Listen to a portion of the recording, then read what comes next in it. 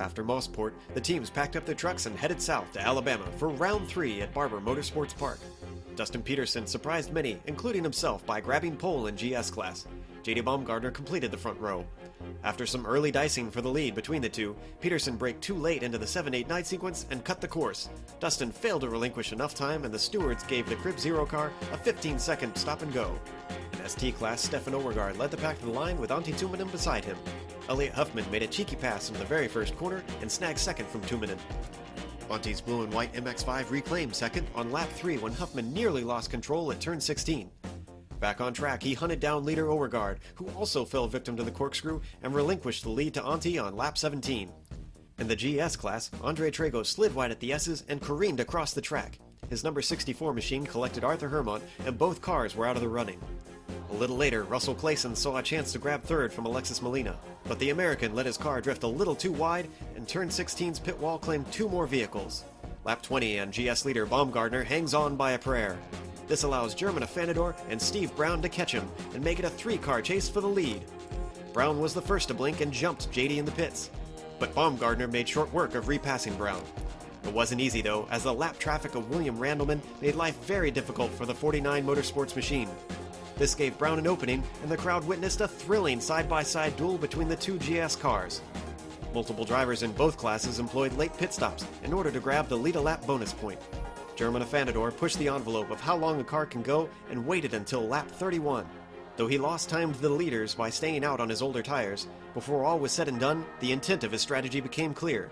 With fewer laps on his boots at the end, the number 5 machine was gaining on the leaders hand over fist. By lap 39, Afanador was harrying Steve Brown. Unfortunately, the battle was immediately neutered by a caution when Elliot Huffman's MX-5 spun in the final corner. Amazingly, with only 20 minutes left to go, it was the first yellow of the day.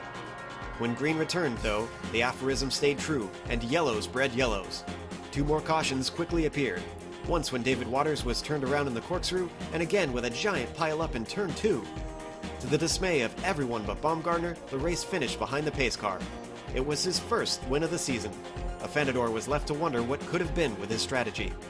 On the ST side, Antti Tuominen made an opportunistic pass for the lead on Stefan Overgaard. This proved to be a race-deciding maneuver with the onslaught of yellows. Antti claimed his very first CES win, with Dexter Castro and Alex Palau also scoring their first podiums. Now the drivers hop one state over to see who will taste victory sweet as Georgia peaches and who is left to wipe the red clay from their grills as they take on the famous Road Atlanta.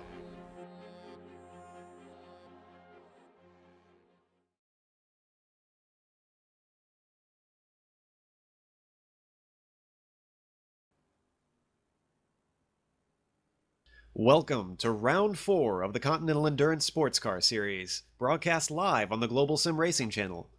Joining me into the booth today, I'm Joe Peak by the way, but in the booth with me is the humble Kevin Brown.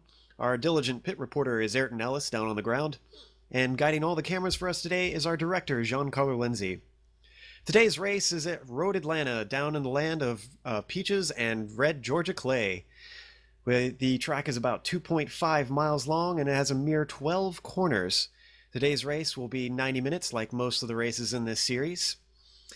And the championship side of things, Kevin, from what I understand, there is quite a heat of a battle going on over there. Hey Joe, great to be here. Yeah, the GS class Mustangs are quite the tight battle they've got going on with JD Baumgartner. He's in the lead, sitting on 133 points, and his win at the last round at Barber was what got him a 5-point lead over German Afanador, who is sitting another 10 points in front of Russell Clayson. But with Dan Rash and Brian Strodbeck back today for this round at Road Atlanta, we are very likely to see quite a mix-up yet again in the top 3 in the GS class. Good stuff. It's still relatively early. As we said, this is only race 4, but it's good to see things staying nice and tight. Ayrton, on the ST side, I understand things aren't quite as close. What does it look like in that championship? Well, at the moment, Stefan Overgaard is in the lead with a 24-point lead over James Stevenson and 25 points over Stefan Morian. And quite a few drivers, it's not that close because quite a few drivers have been missing races and the drop weeks have not come into effect yet because we still have to wait until the 5th round before one drop week comes into effect. Well, hopefully we'll see things tighten up as we've got a lot of fast drivers in the ST class here today. Well, as we mentioned, we're at Road Atlanta, and I believe we have a track guide to help our viewers familiarize themselves. If Giancarlo, our director, can pull that video up, we'll take people around on the board with, I believe, James Stevenson.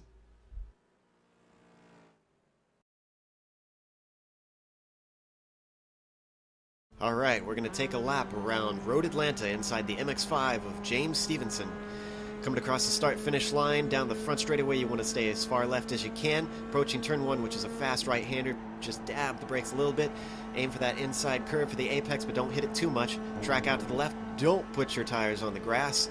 Then come over the crest for 2 and 3 and clobber the inside curb of 3 as much as you can without getting a cut course penalty. Then position yourself for the S's here. This is incredibly crucial because the braking for turn 5, you want to be positioned just right. Brake on that curb there, then throw your car through this corner. Take as much exit curb and that exit track as you can. Then get your car back to the left for turn 6, which is surprisingly fast. Brake at that second line there. Use the momentum of the banking to really carry yourself through so you can get some good stable braking into turn 7. This is the most crucial corner of the entire track. You want as good an exit as you can get in this car because there are going to be draft battles all throughout this race down the long back straightaway. It's going to be quite a wait as we head down the back straight. As you can see, it's not completely straight and there's some blind crests here. Coming down towards the heavy braking zone of the chicane. You're going to want to spot your braking point, which is again at the second line just about, and then set your car up to have a better exit through the second turn because you're going to be flat out for a long time after this. Gets a little squirrely there. Up over the crest into the final corner, you want to be able to take this flat out, as I said. Just barely touch that curb and over the start-finish line, tracking back out to the left.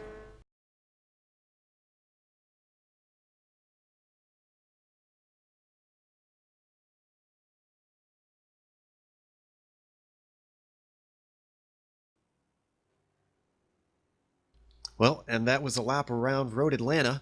That was quite the speedy little lap. James Stevenson is usually one of the faster drivers in this league. We're currently in the thick of the GS qualifying right now, so all the Mustangs are out on track. While they're there, we have a chance to talk to a few of our ST drivers, so I think we're going to drag two of them into the booth here to talk to them a bit. So let's have a talk with Stefan Overgaard, since he's one of the top guys around here. Stefan, can you hear us? Yeah, I hear you, Joe. Stefan, you've had an interesting season so far. 3 races in, you've usually been up at the top, but even though you're leading the championship, you are without a win so far this season. What's been keeping you from it? Some poor decisions at the end of the races, usually. Like last week, where I messed up a few times and lost positions. Pit strategy has usually been working out okay, so it's just need to improve my end game. Do you have a strategy going into this one? No, not really. Just telling myself to try to keep concentrated. So just kind of winging it. We saw, even though we expected more cautions at the last race, they didn't come until the very end. What are you expecting the cautions to be like this race, if any? Well, I expect a few cautions maybe coming out of the S's. It's very easy to flip the car over, I think, especially in the Mustangs. So there may be some cautions from a single car hitting the wall and drifting out to the racing line again. Yeah, it's a very tricky part of this course for both cars. So where do you expect to be winding up qualifying? I expect about top 5. It depends on what kind of draft I can get. All right. Well, we'll keep an eye on you in the qualifying, and hopefully you can achieve that top 5. Maybe you can get that elusive win so far. We'll slot you back in, but thanks for coming and talking to us. You're welcome. Well, here's hoping that he can have a better race. Ayrton, who do you think we should drag in here next? I see we got a couple other ST drivers waiting in the wings. Yeah, Dexter Castro said that he would be interested in an interview. All right, let's bring him out. Dexter, can you hear us? Yeah, I've got you. Dexter, while we're waiting for the GS cars to qualify, I figured we'd have a little chat with you. So far, you've had a few run-ins this season, couple incidents with cars from other classes. Do you think it'll be a little bit easier with the long back straightaway today? I wouldn't say I've had too many incidents with cars from other classes. I mean, there was a little rubbing at the end of Barber, but nothing too bad. But yeah, it should be easier than normal today with the long back straight. You tend to have pretty good pace in that MX-5. What are you expecting to achieve in qualifying today? What are your goals? I'd be happy with just getting under a minute 40 for a qualifying time, which I think I can do. I don't think I quite have the pace to challenge for the pole, but you never know, they might have trouble getting a clean lap down, so I'll just see how it goes. Yeah, well, we've heard a bit of talk about the draft on that back straightaway from I believe it was Stefan Overgaard. Do you think that's going to be coming into play in the battles between the MX-5s, or do you think we'll see some guys sniping each other towards the end of the race? I think, yeah, you definitely, if you're only in front by less than half a second at the end of the race, you might be in trouble. Although it is down into that chicane, it can be pretty tricky being the inside car. Sometimes the outside car can end up getting a run back out of it, but it should be very interesting. I mean, if I'm behind someone who I know is the same pace as me, I'll probably back off. Yeah. But then when we get down to the end of the race, it might be different. I think that sounds like probably the smartest way you could go about it. Well, thanks for coming and having a brief chat with us, Dexter. We're going to throw you back into the waiting room if that's okay. Yep, hopefully see you guys after the race. Yeah, we're hoping for another podium. Good luck. All right, well, let's see. We are about 8 minutes in, so we still got a little more time. We have a few people waiting around. I see James Stevenson is there. Kevin, would you like to have a couple words with James? Sure. Let's talk to James, see how he's doing today.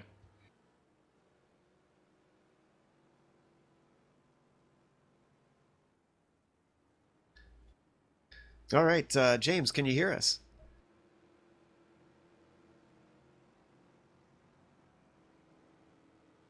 James Stevenson, have you got us?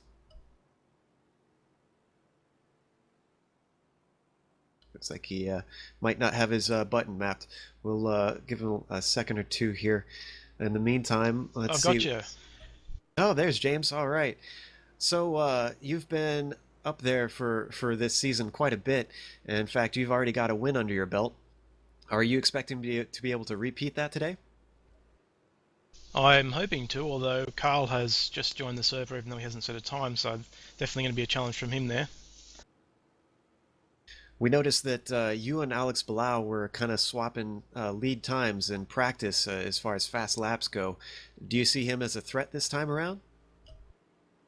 I'm not sure. He was quite quick at Mosport, which was the last race that I did, but he just didn't seem to have the consistency through the race. So not sure how he's going to go through the race, but definitely in qualifying he'll be up there. We'll keep an eye on that.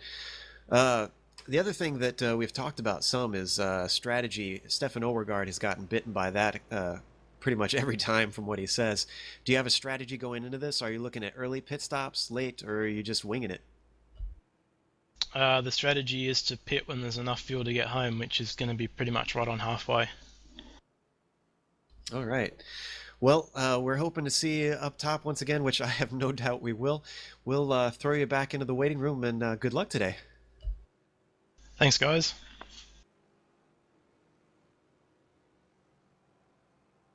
We're about 10, almost 11 minutes into GS qualifying. Kevin, real quick, do you want to run us down what it's looking like as the times develop? Yeah, absolutely. It's been a pretty fascinating qualifying session so far as the GS drivers are really starting to kind of sort themselves out here. And it's really actually kind of delineated into three groups of speed. And at the very front, we have Brian Strodback, Eric Smith, and Dan Rash, all in the low mid 34s. Brian Strodback is currently sitting on a 1 minute 34.383. And then after those three, there's about a half-second gap to the next group led by Dustin Peterson and J.D. Baumgartner, where we're seeing 35s and low to mid-35s. And that's a group of about 6 or 7 drivers, all within about a third of a second of each other so far, before a little bit of a gap before the final third of the drivers, including, I believe, our newest entrant, Chris Burrett, showing up for the first round. So we're seeing some very, very close driving here, and this is starting to get really interesting to see how hard are these guys going to push to get that extra advantage out in the race order.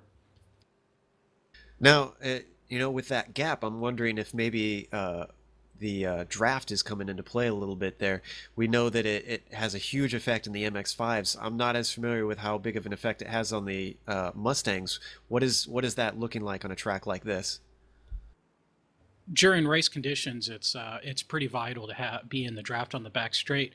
And normally I would agree with you that they're seeing some draft help here, but the drivers have all kind of spaced each other out on the track. And I think they may be getting a little bit of a pickup of draft out on the back straight, but it's not enough to account for the difference in speed here. And I think we're seeing guys who maybe have a consistent race pace and they're just trying to hit that for qualifying. And we're seeing some drivers who are out there trying to get pole position and really kind of stamp their authority on this race. It's interesting to see who's pushing that hard to try and get up towards the front. We've seen that the chaos of the midfield can bite a few people, that's for sure. Well, we're 13 minutes in. We got a few minutes left, and we got one more ST driver. Elliot Huffman is kind of hanging out there. Let's have a real quick chat with him while we wait for the GS drivers to finish up and see what Elliot thinks about this upcoming race. Elliot, can you hear us? Yes, I can. Welcome to the booth. You've been a top contender. In fact, you were fighting for the lead for quite a while at Mosport. Do you expect to be able to fight with the big boys up at the top like James Stevenson again this week?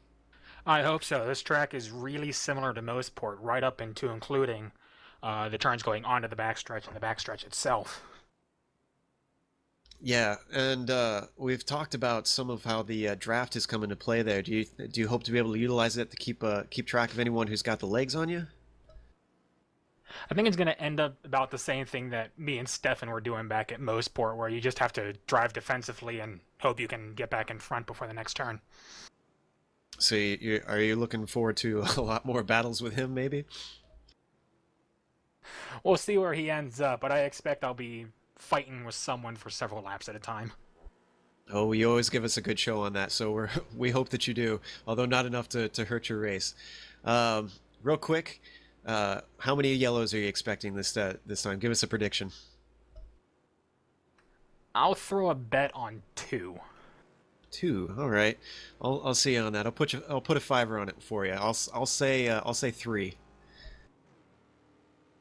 All right, what's the over/under on that? I don't know. Kevin, make a decision for us. 2.5. 2.5. All right.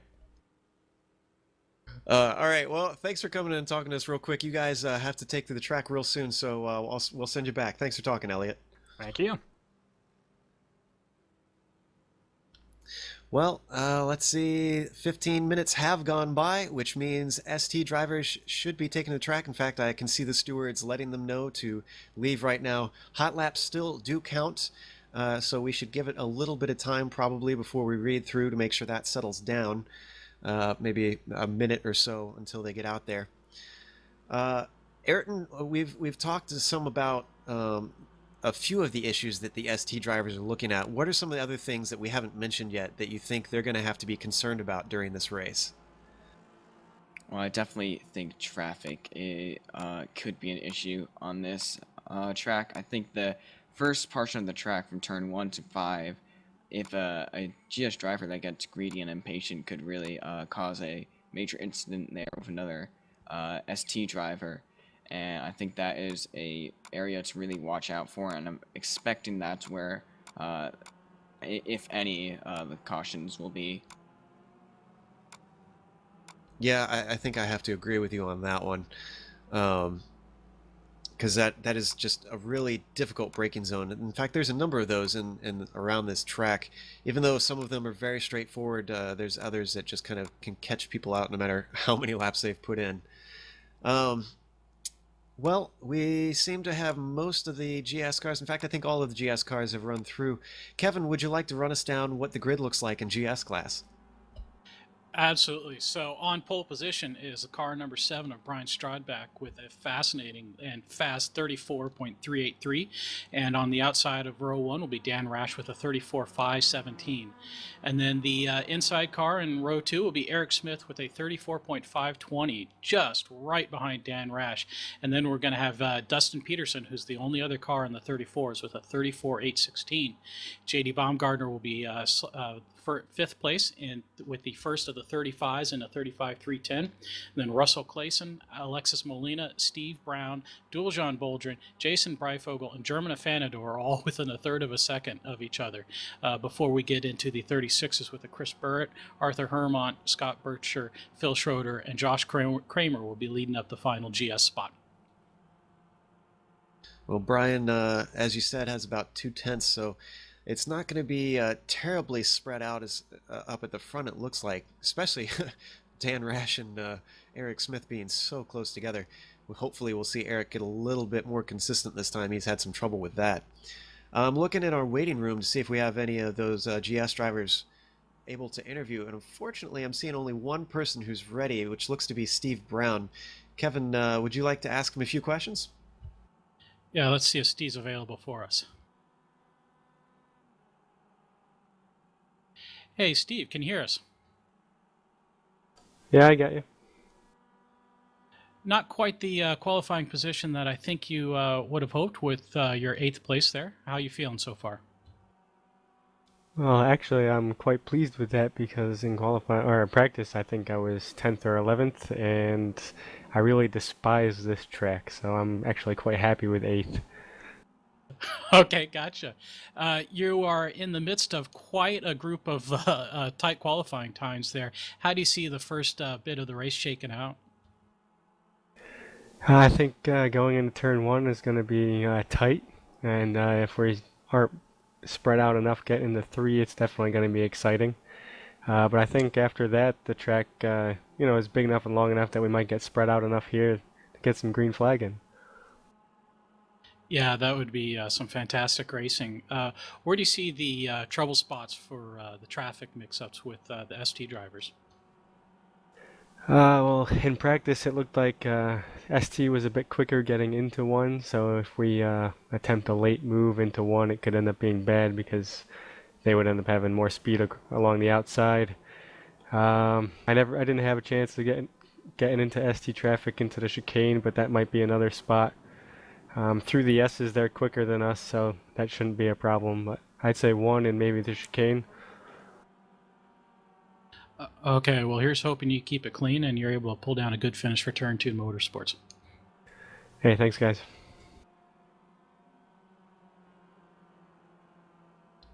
It's interesting that he mentioned the ST drivers being faster in the S's than the Mustangs, because I would have figured that maybe they'd be holding up the Mustangs a little bit through that section, so hopefully that'll be a little bit easier, a little bit less chaos. Well, we're just about 5 minutes into the ST qualifying, so we got a little ways to go, and we've definitely got a number of issues to talk about on the way that this race is going to develop and unfold. We mentioned those S's and the braking into turn 5. That catches out a number of people, that left-hander uphill, because you really got to get that car steady. And even though I haven't driven it a whole lot in the Mustang, Kevin, I know that it's one that it at least for me, it's a very thread the needle sort of corner. Yeah, it absolutely is. And the entry into 5 is really predicated on the entry to 4, which is the left-hander that kind of starts you down the valley into the S's. And if you don't get your exit out of 4 right, then you're going to be all over the place through the S's, and then you're going to have a really strange entry into turn 5, which kind of requires you to be up on the inside curb when you start your braking. And it's such a blind corner and such a fast corner up the hill that it's really easy to kind of push the Mustang before it's ready to turn in, and it can be really a corner that really kind of compromises your whole setup and your lap time for the entire lap. Yeah, and you mentioned the blindness of it, and that's one thing that I've run into myself before that can cause some trouble. If there's a spin at the exit, you can't really see it coming until the last second. So I almost wonder if we're going to be seeing maybe some yellows there today, if people just get it wrong coming through there and wind up in the wrong spot. Ayrton, one of the things that I am also intrigued about with the ST guys is the inside curb of 3. You can really take chunks of that thing off with the way these cars like to eat up curbs. Do you think we're going to see a lot of slowdown penalties with guys getting too greedy? Yeah, Richard Losper is actually a witness of me practicing on that corner.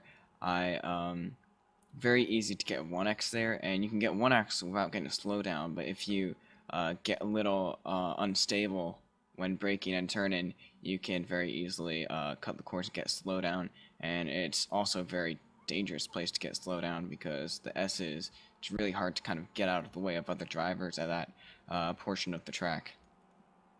Yeah, and they do actually ask the drivers to not slow down at that place. They usually ask you to wait until the right moment to try and give that time back, but unfortunately that's probably going to mean they have to give more time back, because the longer you wait, the more you tend to have to relinquish. The other thing, Ayrton, since we're a little bit ways into the qualifying, would you mind running us down the standings currently and let us know how the ST guys sit? Yeah, well, at the moment, Arthur Chan, who was just in the Blondies race earlier, he has come down from 139.7, about 4/10 off of James Stevenson's practice lap. James Stevenson is then in second with a 40.0. Elliot Huffman is in third, then Alex Bilal, and then Eric Biggs is up there in fifth after some poor performance in practice. Hein Ho Tao is then in sixth, Chuck Johnson in seventh, Chris Moran in eighth, Dexter Castro in ninth, and then Stefan Overgaard in 10th. It's looking like the usual suspects up top, although I wouldn't be surprised if James snipes Arthur a little bit later on. Perhaps he just hasn't been able to get a good enough lap in. We've seen him do that before. Poor Arthur. We keep talking about it, but he really does have the worst luck around here. So we've touched briefly on the traffic coming into play and people having to avoid one another. One of the things that we saw with that last week was a bit of a drama starting to develop. Some of the drivers getting on each other's nerves. J.D. Baumgartner and William Randleman haven't been the best of friends lately, it sounds like, Kevin. Yeah, they had a couple of close run-ins last round at Barber, and then I believe at Mosport they also kind of got a little close together. And it seems they're just kind of trying to make sure that neither one's a pushover for each other, because the mixed class here aspect is a little new. Perhaps William Randleman, being new to the series, hasn't quite gotten used to some of the other drivers, and what is kind of maybe shown to be yes, you can pass here, and no, you can't pass here. So they're definitely going to be on each other's throats a little bit, I think, because the GS drivers are really going to try and use the STs to pick off other GS drivers and give themselves a little break in certain places of the track. I'm glad you bring that up, because we've seen it used to great effect between the two classes, using picks and whatnot, because that's just the nature of mixed class racing for those who are new to it, to be able to use another car to kind of create a blocking opportunity without even having to block with your own car. But still, that sort of thing can create enemies more than they can give you friends, and you got to be careful with how you utilize it. And more so, I think, just be aware of your surroundings. And I think that's the key word that we need to to that everyone just needs to watch out for is be aware. Watch out for your surroundings. Know who's coming up on you. Know if it's the leaders or if it's just some car in the midfield that's by themselves, because those midfielders or someone who just has no one around them needs to have the patience. Or if you've got a battle coming up on you and you have no cars around you in your ST class, you need to just kind of give up the ghost and give them plenty of room, because you have nothing to lose. Whereas the people that are dueling are definitely going to have something to lose and are going to be a little bit anxious to get by, and you don't want to put anybody in a compromising position. Well, let's see. We've got about 4 minutes left to go. Are there any other issues that you can think of that or really dramas that we need to watch out for today, Ayrton or Kevin? Well, I think we've touched on most of it. I think some of the key aspects are making sure everybody's, this is a tricky track, and the mixed class aspect here in some of these corners, it's real easy for car contact or single one-offs to happen. And if we're going to get some racing, drivers are going to need to make sure that they're calm and wait for the end of the race before they really start pushing things, because this is a really close field in both classes, GS and ST, and there's not a lot of difference between the individual drivers here in overall speed. I agree with you 100% on that. As qualifying closed down, I think we're gonna take a little bit of a break. If Giancarlo can cue up the music, we're gonna leave you ladies and gentlemen go for a second, and then come back once qualifying has wrapped up, and then read you through the grid how things have wound up. In the meantime, enjoy some music, and we'll hopefully see you on the other side.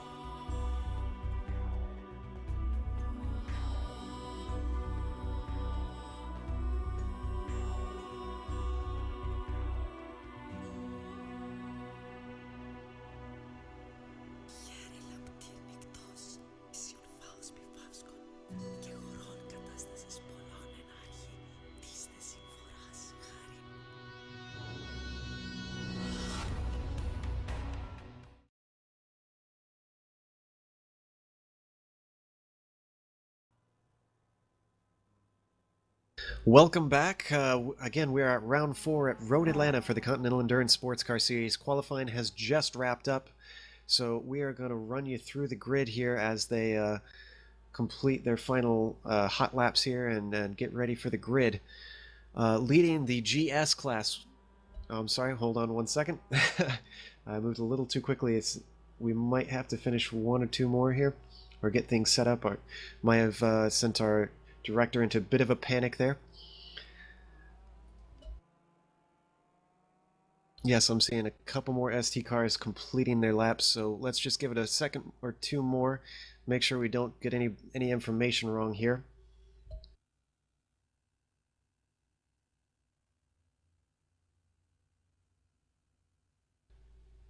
All right. Well, they're getting ready to line up on the grid now. In fact, I see a few cars making their way out there. So if it's okay with the director, I'm going to start running through the grid here. All right, leading on pole is Brian Strodbeck with a 134.3. Behind him on the latter half of the front row is Dan Rash with a 134.5, only 2/10 behind. Then in row 2 we have Eric Smith in third with a 134.520. Then we have Dustin Peterson in fourth. JD Baumgartner is in fifth, and Russell Clayson is in the latter half of the third row in sixth. Our second group of 6 is led by Alexis Molina with a 1 minute 35.514, and then Steve Brown joins him on that row, followed by Duljan Boldrin and Jason Breifogel. And then in 11th place, we have German Afanador, who was the fastest car on track at our last round. And in 12th place, we have Chris Burt with a 36.262. Then completing the rest of the GS field, we have Arthur Hermont in 13th. 14th is Scott Berger, 15th is Phil Schroeder, and in 16th is Josh Kramer.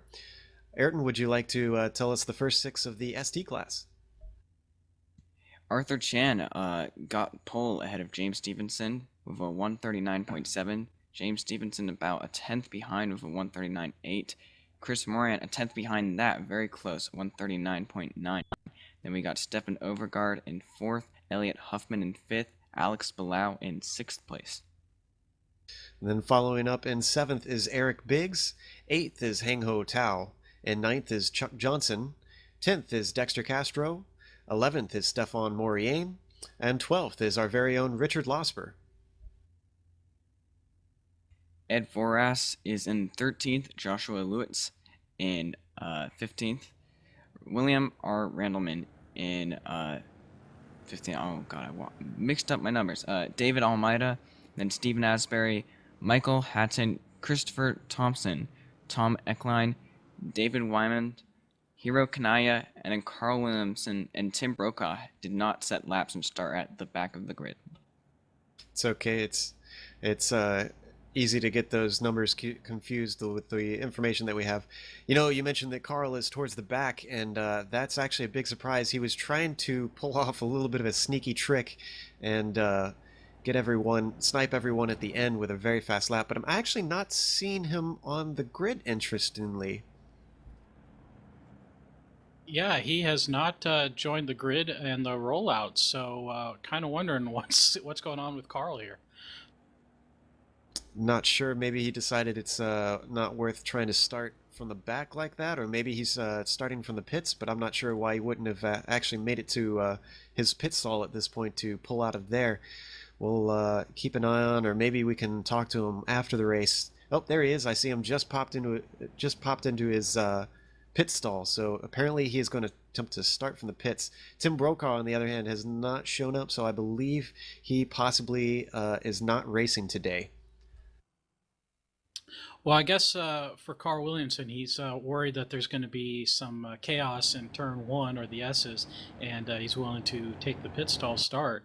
But, I'm not really sure about that strategy, seeing as how he was going to start last anyways. I'm not sure that gains him anything.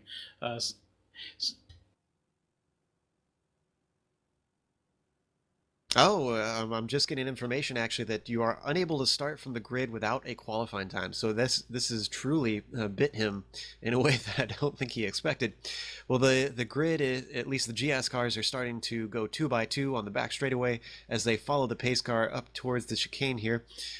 They're going to be taking the green flag very soon now as the pace car heads into the final penultimate corners here. Kevin, would you like to take us across the line as they get ready?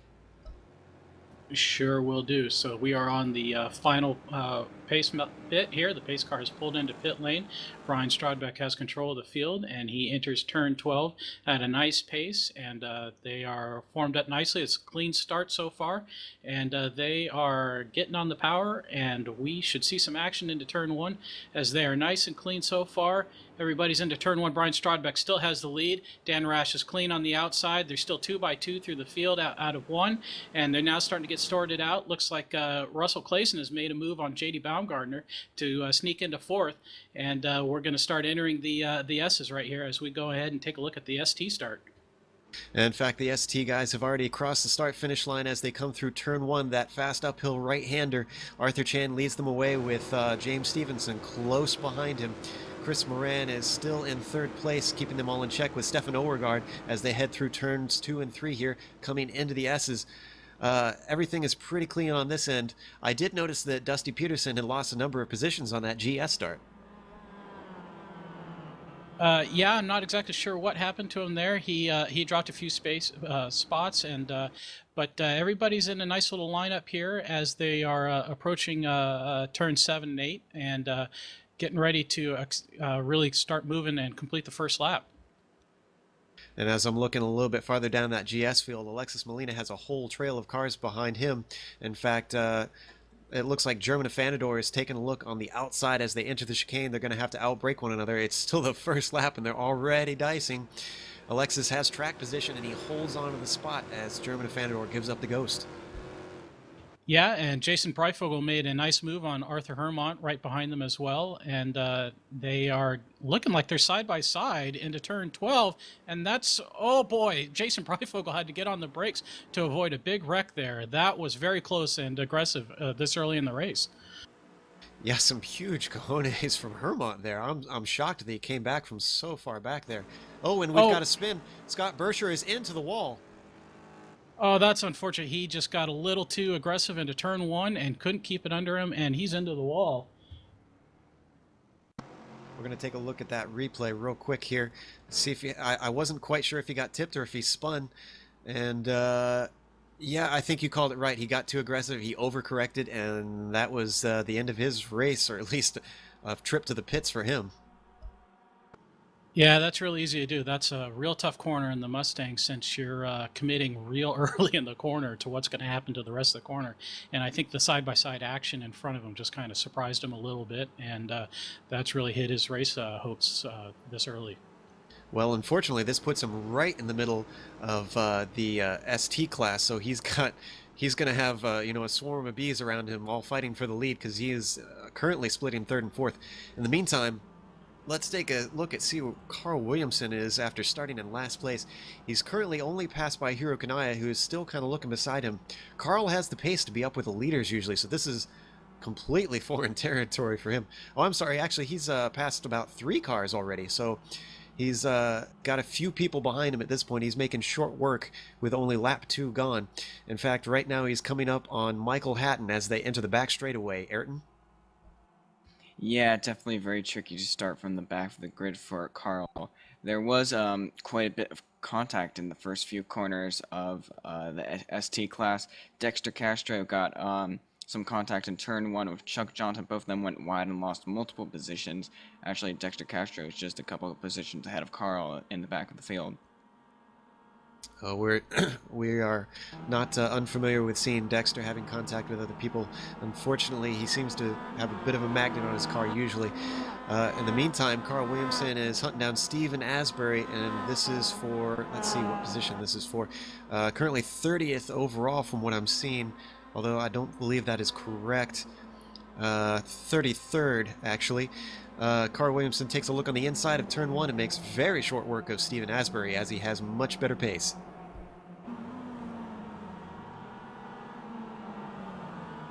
And apparently that was for 18th in class of the ST cars. I saw a bit of smoke in turn 3 there. I don't know what was going on. Someone might have had a little bit of trouble. We'll have to try and see if we can track down what's going on there. In the meantime, Dexter Castro does have Carl hunting him down. In the GS class, we have a couple of nice battles going on. The first, of course, is the battle for the lead, where Brian Strodbeck still has control of this race. But Dan Rash and Eric Smith have just stayed on his bumper, and they're just trying to choo-choo away from the next little pack of Russell Clayson and J.D. Baumgartner. But there's a fascinating race for 10th place going on right now, where Arthur Hermont is leading Chris Burt, Jason Breifogel, and Phil Schroeder.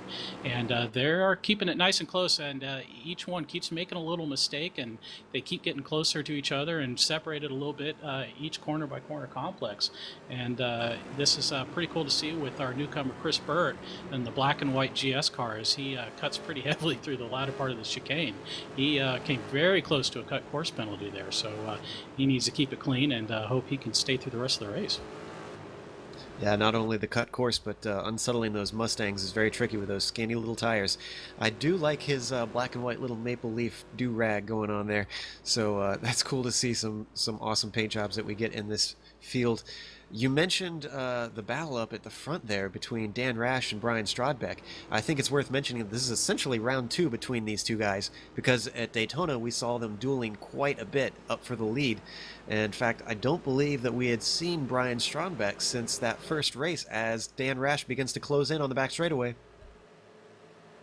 Yeah, absolutely. Dan was a little upset with himself that he kind of threw away a chance for the win against Brian at Daytona. And now that Brian is back, Dan's back, and they're both on form. And just like the rest of the field in the Mustangs, they kind of keep closing each other up and separating a little bit and closing them up. So this is the biggest gap we've seen so far among this lead trio, where they're each about 2/3 of a second away from each other. But I suspect that they're going to try and just keep it clean and keep the tires under them right now and hope for a full course yellow to come out just at the right time so they can hop into pit lane and maybe change those tires before they get ready for a final push.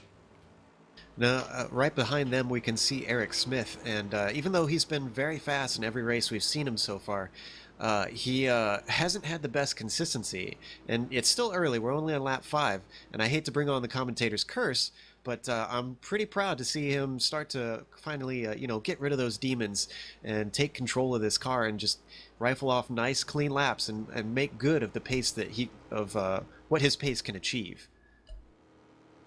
Yeah, I think so. He's really trying to focus on consistency, he's saying, and he's struggling a little bit right now. I'm wondering if he's maybe overworked his tires this early in the race, and I'm watching him make kind of small little mistakes here and there.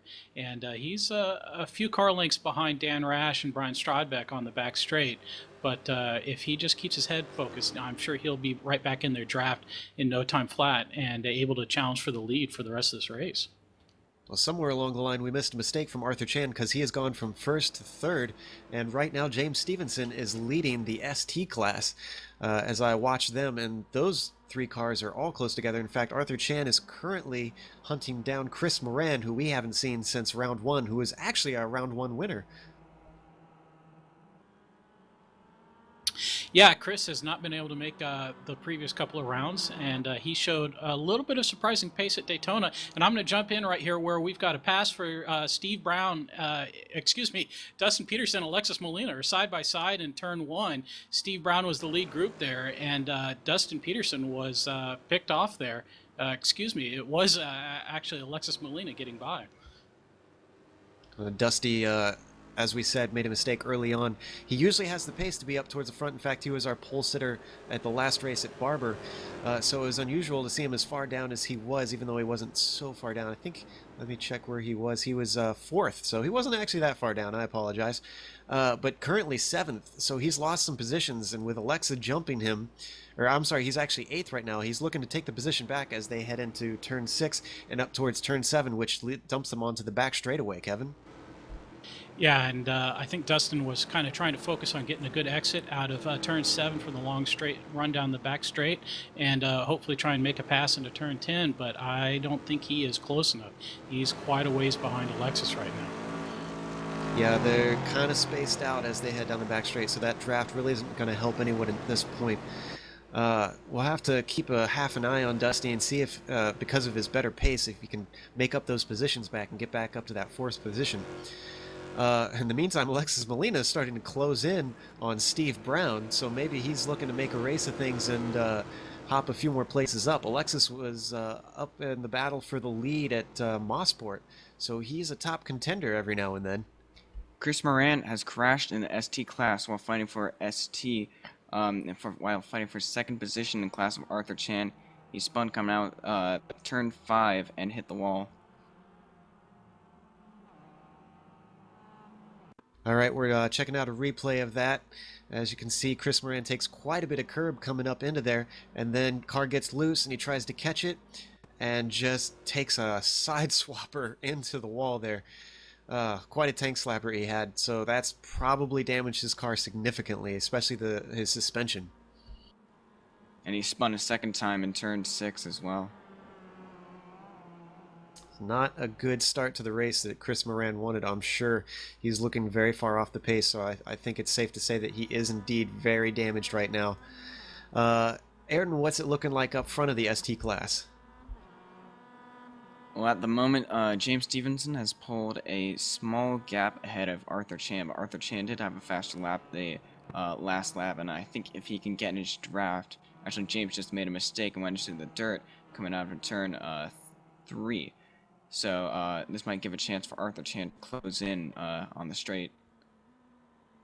Now, Arthur typically has the pace to be up towards the front. He's an incredibly fast driver, but he must have like every black cat and every ladder and broken mirror in the universe in his house, because he just never seems to catch any breaks. He's closing up a little bit on Stevenson from what I'm seeing, so I don't know, I didn't see if Stevenson made a mistake or something, but he's not letting him get away quite cleanly, Ayrton.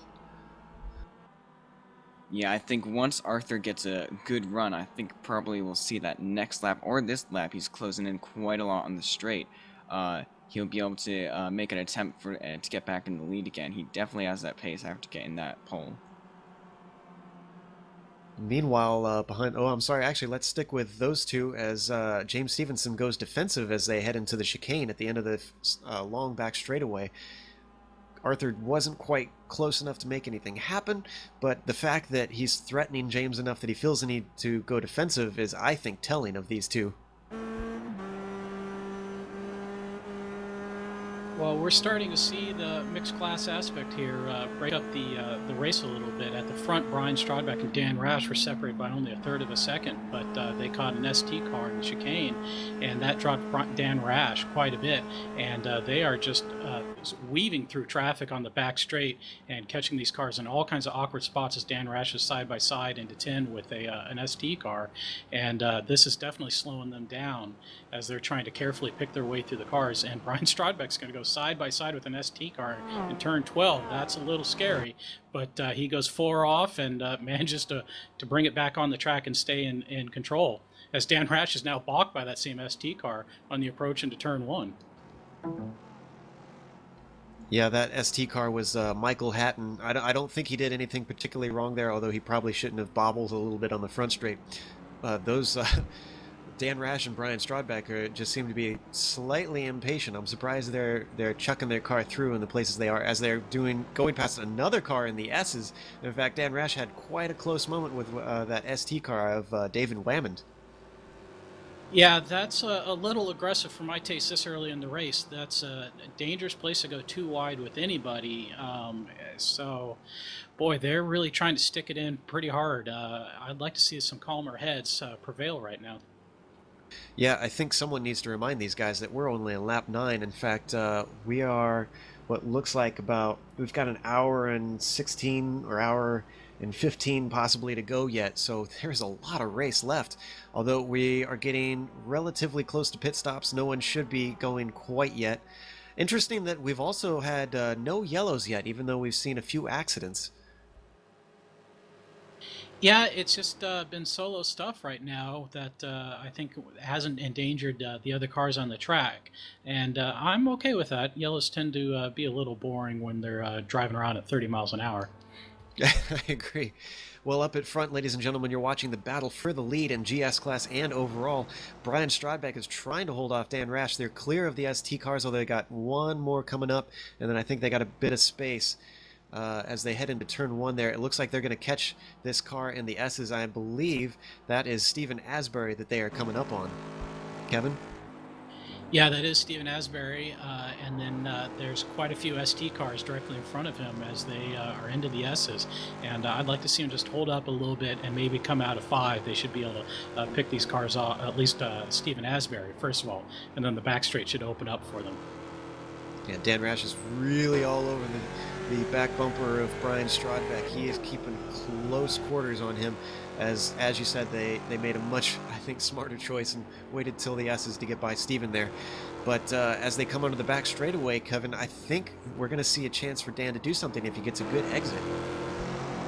I'd agree with you, but he did not get a very good exit, and Brian got a fantastic exit. So, well, they're catching that draft, but there's a couple of ST cars that just may cause a problem in the braking zone here. That is the infamous William Randleman, and who is that? That's Chuck Johnson ahead of him. I think Dan might catch a little bit of Chuck. No, he's going to clear him just barely, so they got lucky. Dan takes a little bit of a peek, but he slots back in line as they head through the chicane, so he's content to just wait. I think maybe someone sent him the message. Their chiefs, their crew chiefs probably got on the radio and told him to calm down and just get in line and run their pace. Yeah, I think so. Although Dan is I think he's starting to show his hand a little bit. He's being really aggressive to make sure that he stays right behind Brian Strodbeck. But anytime he's got a chance at making a move at Brian, he's holding back. So I think he's trying to just make sure that he's with Brian so that he can make a pounce when it suits him best. Do you think that maybe he's trying to play a few mind games, put the pressure on, keep him, let him know that I am right here. If you make the slightest mistake, I've got you covered? Well, it's entirely possible, but the last time these two drivers were next to each other, Dan Rash was the one that wound up crumpling with the mistake. That's a fair point. Well, in the meantime, let's take a look back at ST. Ayrton, what's the field doing back there?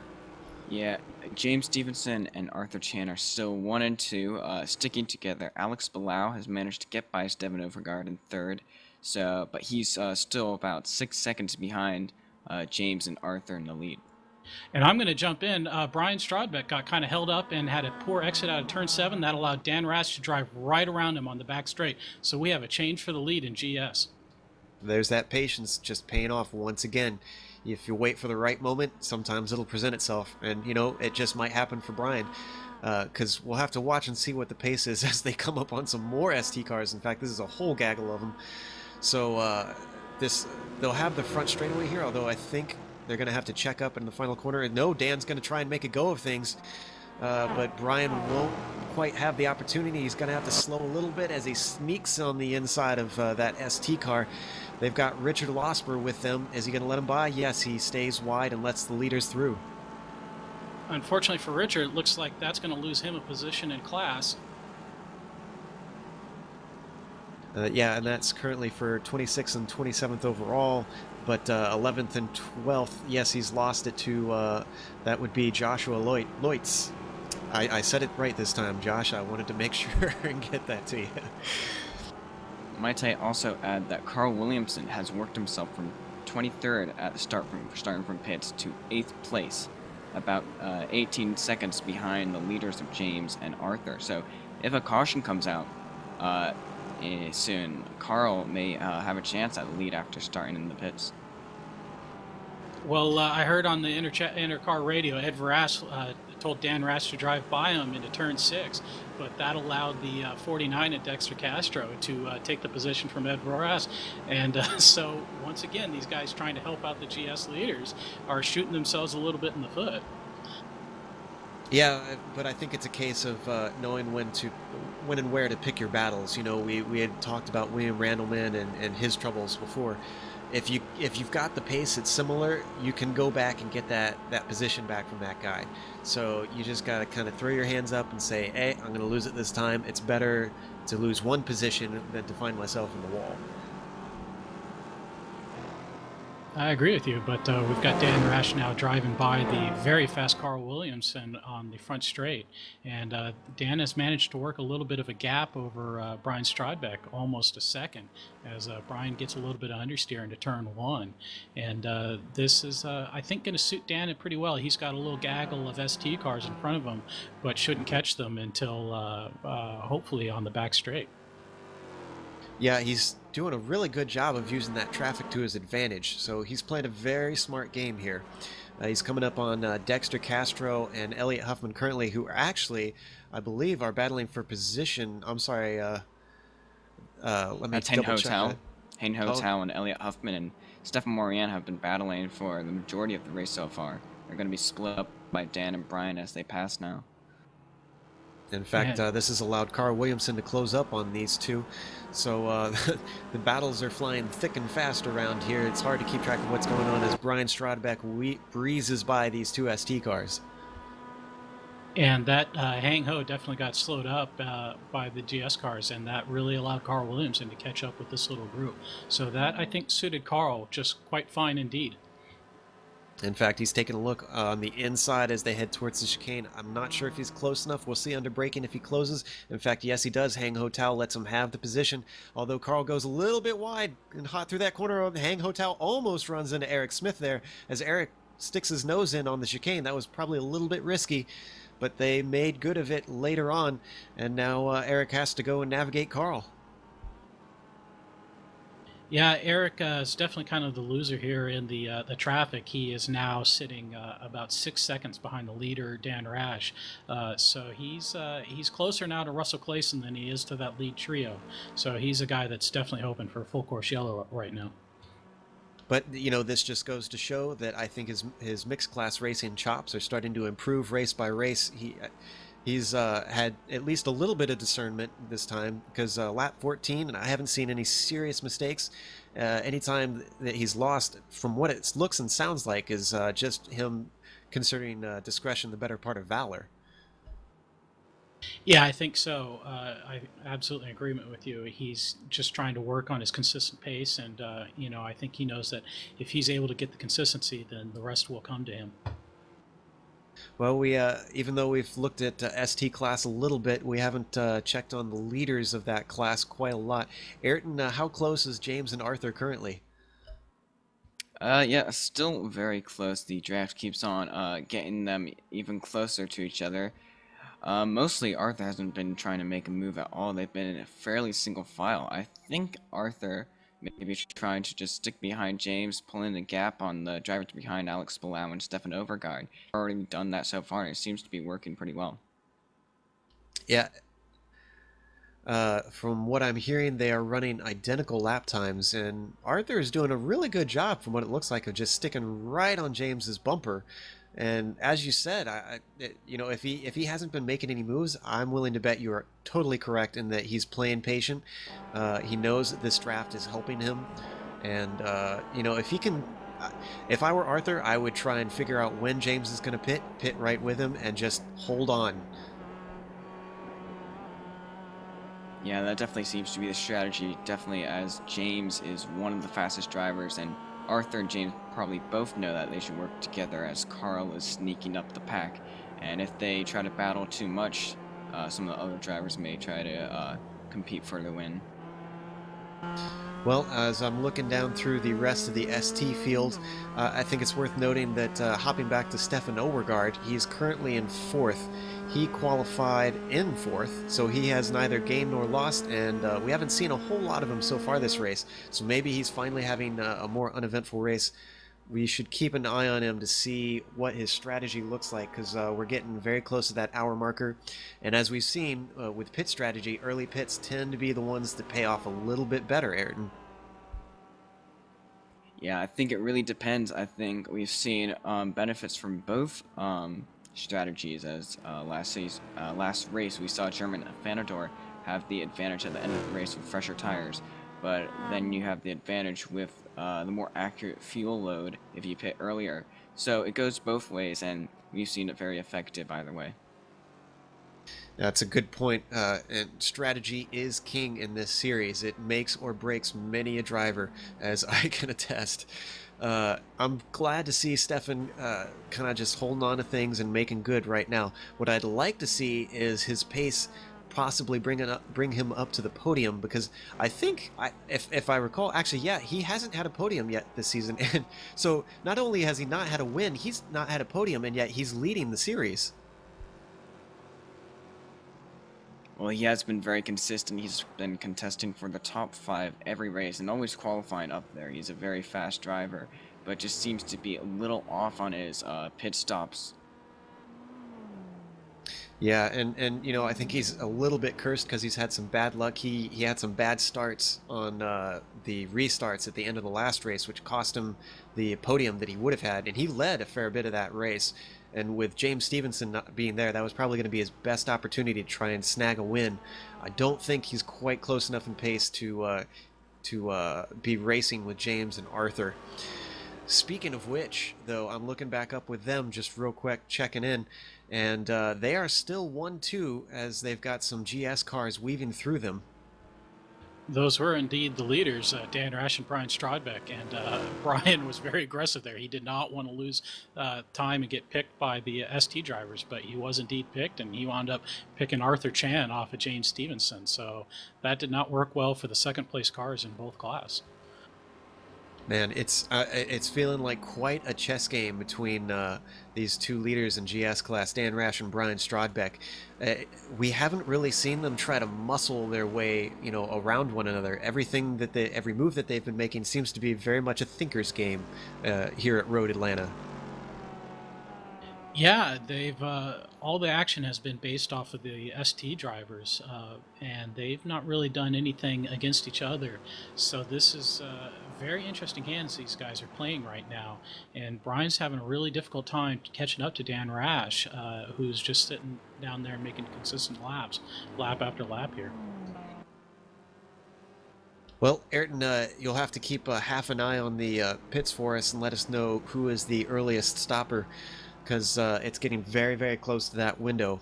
And so far, we've actually been without a caution, so no one's had any opportunity to wait for that. Hopefully, I'm guessing people are going to be wanting it to come in right about now, because that'll just be perfect timing. In the meantime, since we've got a little bit of space between Brian and Dan, Kevin, have you seen any other pretty close battles throughout the GS class? Yeah, there have been. Let's see, the battle we were checking on earlier with Steve Brown and Dustin Peterson and Alexis Molina got shaken up. Alexis Molina made a big mistake, and then Dustin Peterson had gotten in front of Steve Brown, and now Dustin Peterson has made a mistake, and he's now stuck in the fight for 10th place amongst Chris Burt, Jason Breifogel, and himself, and they are running nose to tail, and they keep encountering ST traffic. So these guys are trying to stay clean and not doing super well right now, as Dustin Peterson looks like he's trying to make a move on Jason Breifogel. Yeah, he is looking on the inside of the chicane at the end of the back straightaway, but he's not quite close enough.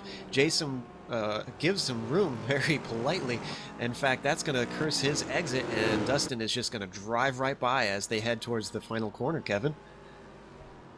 Yeah, I can't help but wonder if Jason decided, oh, you're the faster car, you should go on by. He's kind of seemed to give that up without too much of a fight.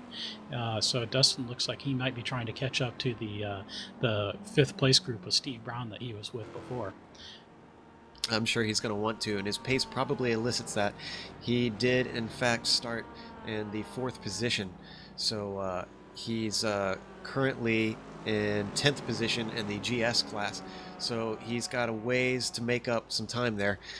He's gaining ground on Chris Burt, it looks like. I think, yeah, in fact, I can visibly see him gaining ground. So he's definitely got the legs on Chris Burt as they head towards turn 6. Yeah, he's a little bit quicker than Chris Burt in front of him. It didn't help that Chris kind of almost went 4 off on the exit of turn 1, so he's probably a little lucky to still be in this race right now. Yeah, those hairy moments can really rattle you, so you got to just put your visor down and get your focus back. In the meantime, we're planning to try and stick with this until we get a yellow. When we get a yellow, we'll probably hop to a break to give ourselves a little bit of a stretch. Dustin is closing in on Chris Burrett on the back straightaway. He's not close enough to try and make an attempt, but I wouldn't be surprised if he utilized the draft and tried to maybe take a look into turn one, but not make a pass. Maybe try and rattle Chris's bones, Chris's bones. Yeah, and as I recall, we saw Dustin try and make a move on Steve Brown in turn one, or excuse me, it was Alexis Molina and Dustin Peterson went side by side in turn one, and he is taking a look into turn one, and it looks like he's going to get that before they get to the apex. So that was a nice, clean, aggressive move by Dustin Peterson to take over 10th position. Unusually aggressive. I tend to see Dusty try and make up for his inconsistency by not making too risky moves and just get to the end. I guess he's just trying to make up his time that badly at this point. I remember him mentioning that he did that at Barber when he had got a cut course penalty, and actually had to go in for a 15-second stop and go. He told me later that he just decided, to hell with it. I am going to try and make aggressive moves. I'm going to make up the time that I lost. And he did a fairly good job. In fact, he kept out of trouble. So maybe he learned something that last race, and he's making good on those lessons. Yeah, well, he's definitely starting to drive away from Chris Burrett very quickly. So I think he was definitely the faster car, and was probably worried that he was getting held up. So that practice that he got last round at Barber definitely paid off for him right now. Well, back up towards the front, I'm taking a peek, and Brian Strodbeck has not closed completely back in on Dan Rash, but he hasn't really lost time. These guys seem to be very, very equally paced. It truly is round two for these two, and let's hope that Dan doesn't make the same mistake that he made last time towards the end of the race and throw away what looks like a very good chance at a win for him. Yeah, these two are having quite the battle, and Dan Rash has once again picked Brian Strodbeck off of a ST car, this time into turn 6. But, oh boy, Brian Strodbeck goes really wide into turn 7, and that's really going to hurt him on the back straight. Dan Rash was able to get a good exit, and he's going to be at full speed, and Brian Strodbeck is quite a ways behind now, and he was right on the edge of the draft, so I'm sure he's kicking himself right now. All that hard work gone in just a corner's notice. Yeah, it was about a half second between them last time by the line. We'll have to keep an eye and see what the separation is now as they head through the chicane of 10A and 10B. Let's take a peek somewhere in the ST class, because we haven't looked at them in a while. Ayrton, what's the top of the leaders looking like over there? Yeah, still James and Arthur. I concluded that Arthur is definitely just sitting behind James. He had a huge run on the backstretch and just lifted off and stayed behind. So those two guys are definitely working together to pull that lead. Meanwhile, I've been keeping an eye on Carl, and man, he is flying. He's running about half a second faster than the leaders every lap, and has worked himself up to 5th place. I'd say it's fairly accurate to come to the conclusion that he shot himself in the foot with trying that tricky little sniping maneuver during qualifying. Because if he's gaining that fast, then that means he could have run away with this. Actually, wait. He went through the pit lane, is now pulled off track and reset. I guess Carl, yeah, he retired from the race. I'm checking to see if he had any run-ins anywhere, and I'm not seeing anything currently. That's highly unusual. I have to admit that's not the sort of sportsmanship I'd really want to see from these guys. You gotta run it to the end. He clearly was making time. Yeah, I'm not sure what that was about. We'll have to see if we can get him in the booth here. It could have been a real life issue, or from what we understand, he is a very big F1 fan. He might have left for F1 qualifying. I guess, he has prerogative on what his priorities are. But at this point, it's all speculation. In the meantime, Arthur Chan is actually kind of taking a peek on the inside of James Stevenson right now. Maybe he's deciding he no longer wants to follow. In fact, he's got the inside of the chicane as they come to 10A and 10B. He's got track position, but not on the second part. In fact, he's not going to have track position on this last corner of the track, which is a very fast right-hander, and James Stevenson gives up the ghost and lets him have it. Yeah, it looks like he got a really good exit out of there, and James didn't think he could have it, so he lifted off a tiny bit and slotted in behind. Now he's peeking a little bit for turn 1, but I think it would be smart if James could just sit behind Arthur for now until the pit stop cycle goes through. Then he could focus on trying to get that lead back. Yeah, probably going to want to wait and just be patient and probably jump him in the pits. Arthur, on the other hand, I wonder if maybe he did this because he wanted to get the lead a lap bonus? I believe he already leaded a few laps at the beginning of the race, as he just got a very poor run coming out of turn 5, and James is looking on the outside of turn 6. Not going to work for him. Yeah, even though it's banked, it's very difficult to go by on the outside there, and he slots in behind Arthur as they head towards the back straightaway. He's going to be very close. I'm pretty sure he's going to get an opportunity down this straightaway, Ayrton. Yeah, I noticed that the draft is very strong, so if you're within about half a second of the person in front, you have a chance in the chicane. As he's looking to the inside right now, it's going to be who has the latest braking. It's really difficult to tell because either line could work here. It looks like Arthur's going to let James by, actually. So these guys are trying to play a smart game. This is a very wizened field and aged field I think we're seeing, because in the past I think we would have seen these two guys really duking it out for the lead, but they're both being incredibly polite. Arthur, I know, is from Club England, so that Britishness might be what's going on here. James, on the other hand, he's Australian, so I think he's just plain crazy. Well, we're having a nice little battle for 7th place overall, and in the GS class between German Fanador and Alexis Molina. They kind of keep going at each other a little bit, and Alexis Molina last time through the chicane got a little deep trying and make a move on German, and it just didn't quite work out. But these two guys have been running fairly close to each other for several laps now, and kind of curious to see if Alexis has the speed to get around German Fanador. I think it depends on how each of these guys fancy this track, because I know at Mossport the two of them battled for the lead during the pit stops, although it wasn't. It was only temporarily. Alexis was really hounding German for quite a while. I might have that wrong. It might have been Russell Clayson. Their cars are very similar, and my memory could be faulty here. But German's starting to put the legs on Alexis here, so I think he's lost contact, and he might have been helping Alexis's pace. That is true. He may have been, although I believe that Alexis was in front of German at the start of this race. So, as usual, things get a little crazy in the first, third, and half of the race while drivers, overextend themselves early in the race. Well, we've had 24 laps of green so far, and we've got about what looks like 52, 51 minutes left. So I'm surprised we haven't seen pit stops yet, or maybe we've just missed them. Ayrton, have you seen anything going on in the pits?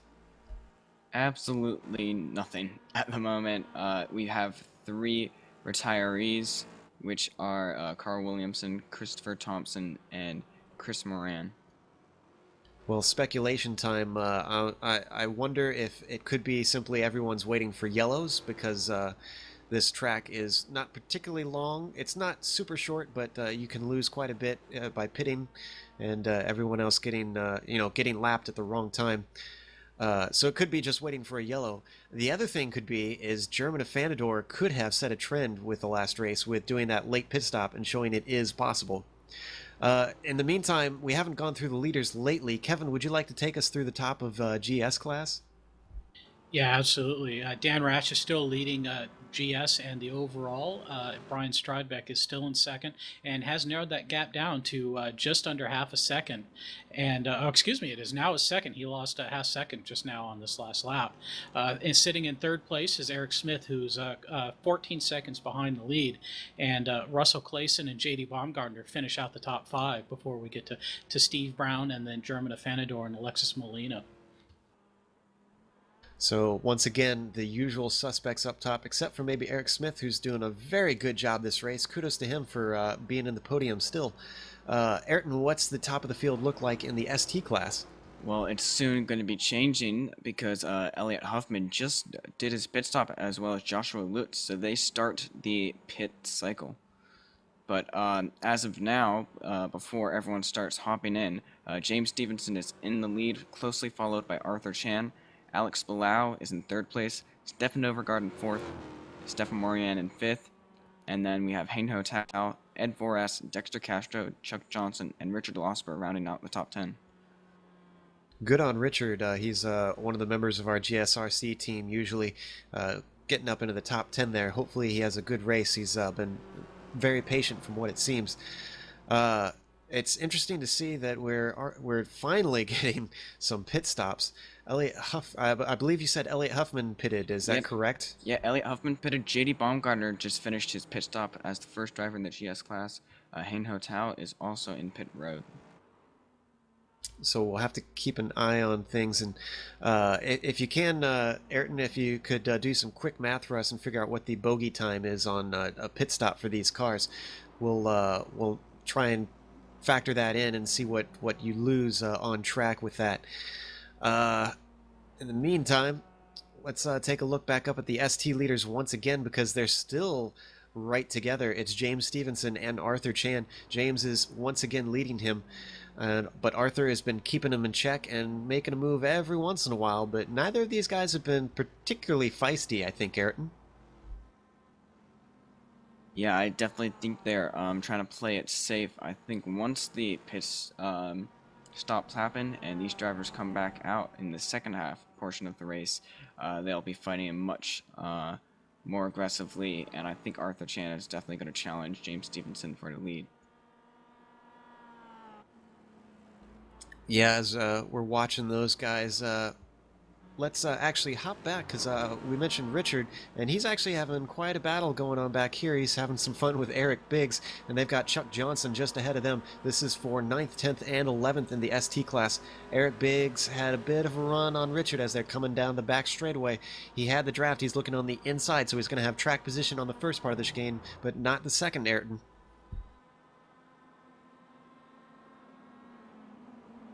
Right, yeah, and it's very, this is a very tricky area of the course to actually pass. Either the outside or inside could have an advantage, and it really depends who is more willing to use that extra space.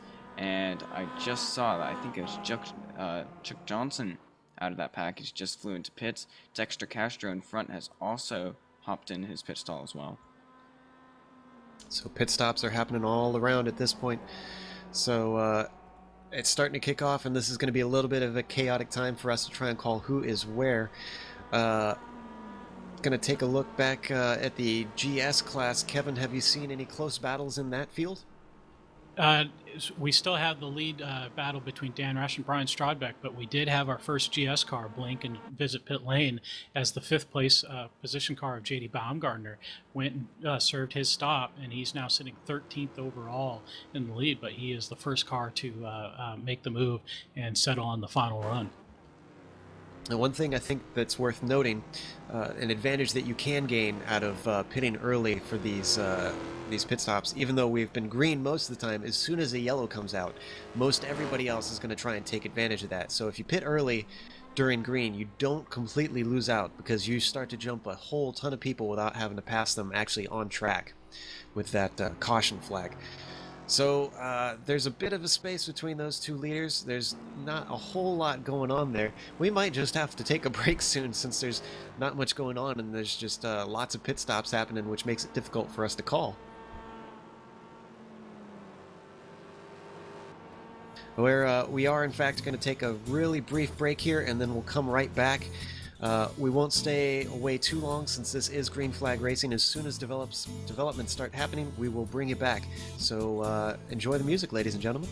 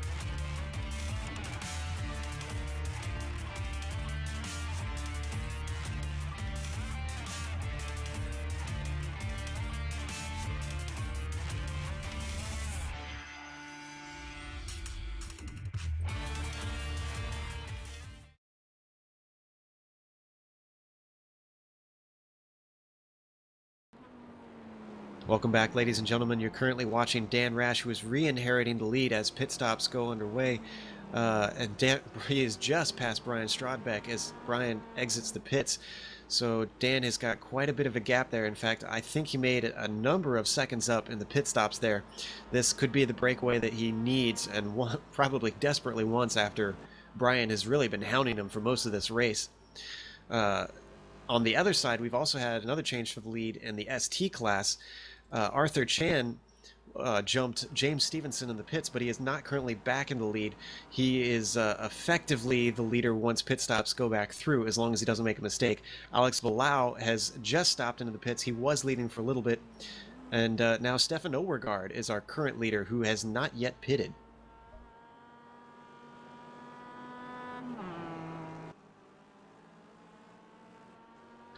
Well, the interesting thing that happened as far as the pit stops go with Arthur jumping James, one of the things that we noticed is that Arthur made a huge chunk of time on James in the pit stops, which is unusual. Usually you can make a second or two, something like that, but Arthur seems to have not needed quite as much fuel as James or something, or maybe he just failed to take tires. Ayrton, did you see anything?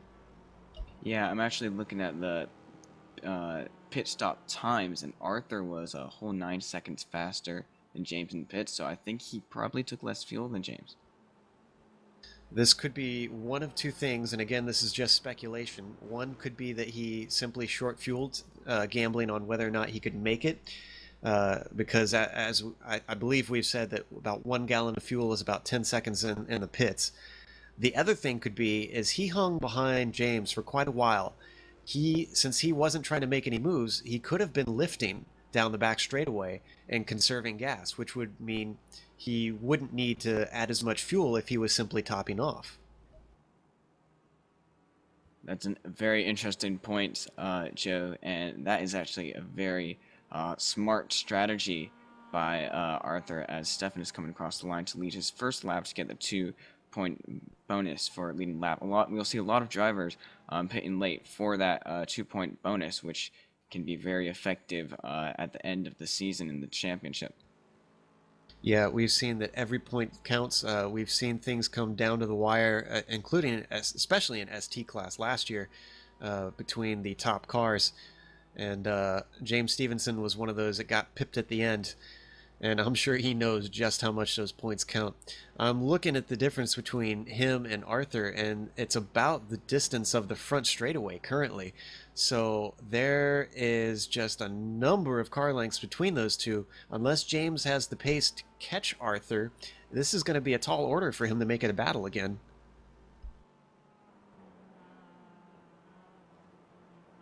Well, at the front of the GS field, the pit stops didn't change the order too much except for one spot, but what it did allow is it allowed Dan Rash to move his lead over Brian Stradbeck by almost 4 seconds, so he now has about a 5-second lead.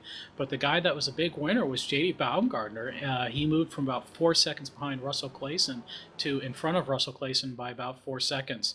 So that's served J.D. very well. He's actually had the shortest pit stop time overall. So he's sitting in 4th place, and he's only a couple of seconds behind Eric Smith, sitting in 3rd. So I think JD's probably got the bit between his teeth and are eager to get that final podium spot. Yeah, in fact, it looks like he's going to start making up some ground now, because we've currently got Heng Ho Tao in front of Eric through the S's, and I think I saw Eric have to take a bit of evasive action before he could get around him. In fact, he's going to have an opportunity now as they head towards turn 6. He's going to clear that ST car easily, but I'm willing to bet that cost him a little bit of time, and that's going to give JD just that extra incentive to try and chase him down. I'm pretty sure he's going to want that podium position.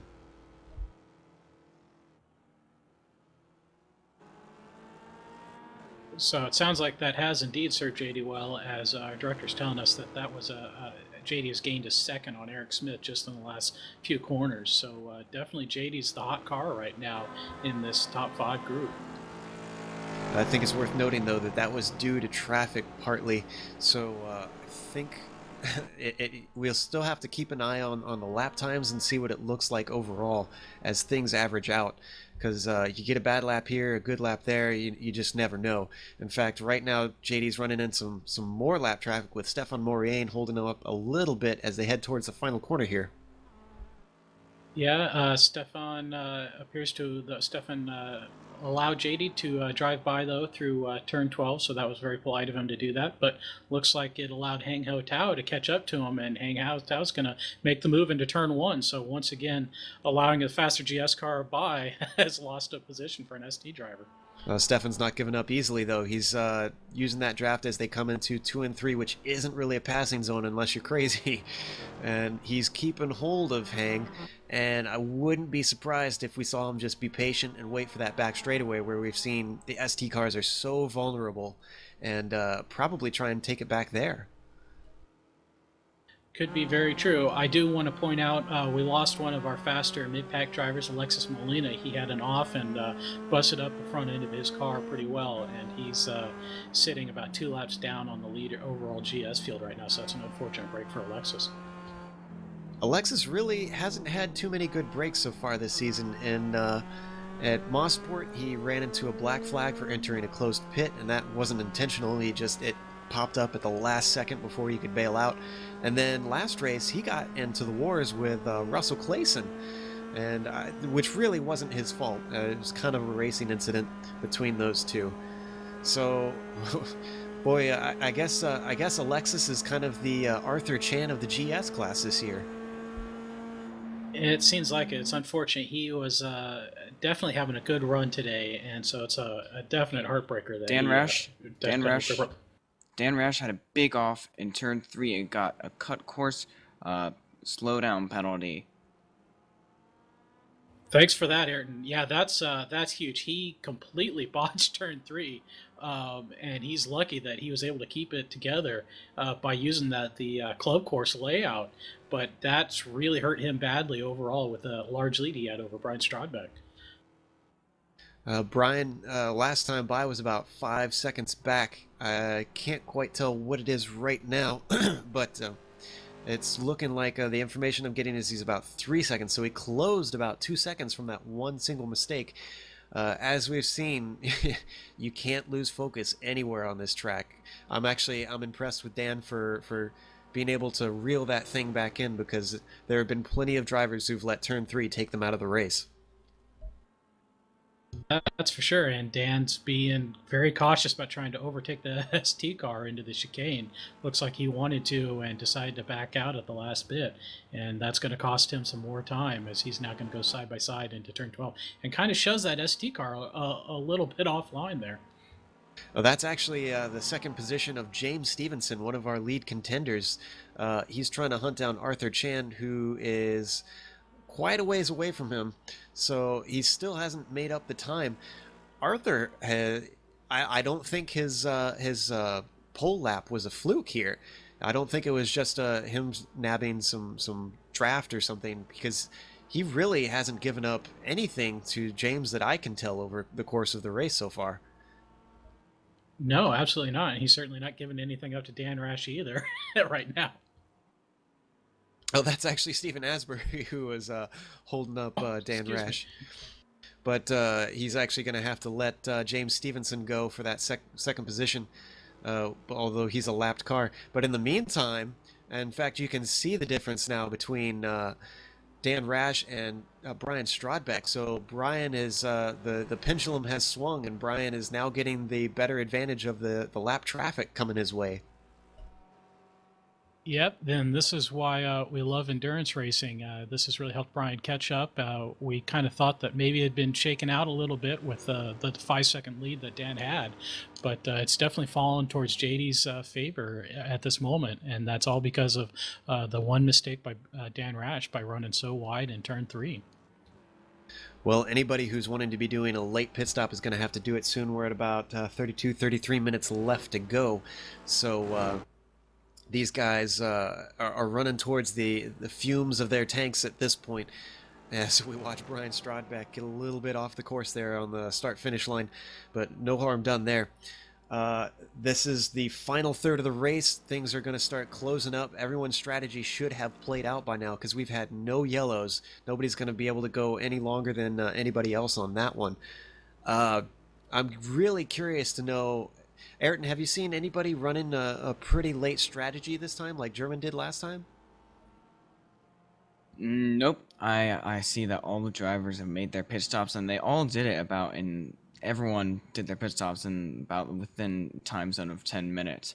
So I think everyone's on the same page, and everyone's just trying to do one-stop strategy. And at the moment, I mean, this race is looking very clean. Everyone's all spread out. I don't see a caution coming out anytime soon. Well, they're certainly making it difficult for the commentators to keep it exciting, although not totally, because we've had some good battles going on. Well, somewhere along the line, Arthur Chan has either made a mistake or James has found some serious pace, because I'm looking up at the ST leaders, and James Stevenson is now within visible distance of Arthur Chan, Ayrton. Yeah, Arthur Chan had some difficulty letting Dan and Brian by in the last lap, so he was about 2 seconds off the pace while James gained, and now he's in this draft, and this is going to be the battle to watch for a little bit. Yeah, this is not what Arthur wanted, because he was definitely being able to keep him back while the draft was not there, but you can see that as soon as James has gotten close now, he's just closing in bit by bit every straightaway. And yeah, that's a huge advantage, and one of the great parts about that makes these cars such great to race, because the pack racing is just so extreme with the amount of draft that's given, especially on a track like Road Atlanta where you have two extremely long straights. And I think in these coming stages of these next few laps, James is going to be able to make a move on Arthur. The real question is, though, is once he makes a move on Arthur, if Arthur doesn't lose contact with him, then James is going to be the vulnerable one. And Arthur, being as smart as he's shown himself to be this race, I have to imagine he's going to hang back and wait for a last lap pass and try and make something of it. Yeah, I'm looking down the field, and it doesn't seem like there's much action anywhere else. There's a few little battles here and there in like the a few little, not much. I mean, actually, there's a side-by-side battle for 9th place with Eric Biggs and Chuck Johnson. They just went too wide coming out the chicane, and Eric Biggs is in front at the moment. Chuck Johnson's just like tackling him, though. I've been watching that battle for quite a few laps now. In fact, Eric goes wide in turn 1, which allows Chuck Johnson to get beside him. They're going to go 2 by 2 into turns 2 and 3. Are they brave enough to try and go too wide through there? Yes, they are. But Chuck has track position, and he takes the spot nice and cleanly, just with a little clip of the dirt on turn 3. That was a good move from Chuck. Now, if Eric can get a good run coming out of turn 5, he'll be able to use the draft to his advantage and get by Chuck once again. Yeah, Chuck is definitely going to be vulnerable on that back straight, which we keep reiterating. But you know, this is clearly a strategy track. You can't. You have to think like a NASCAR driver a little bit, and not think just get ahead, get ahead, get ahead. We'll take a look as they come to turn 7 right now, and if Eric gets a good exit, in fact, he's nice and close to Chuck. I'm pretty sure he's going to try and make a move here.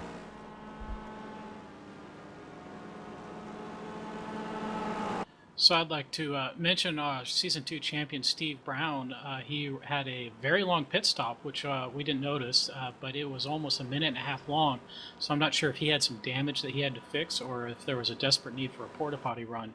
But that has moved him from a potential top 5 spot to he's the last car in the lead lap, sitting in 12th place. So a little bit of unfortunate run there for our Season 2 champion Steve Brown, and he's now desperately just trying to catch up to the next car in front of him, the number 15 of Phil Schrader. Well, in the meantime, we just witnessed Hang Ho Tao, or I'm sorry, not Hang Ho Tao. We witnessed Eric Biggs getting that spot back from Chuck Johnson there in the chicane, just as we predicted.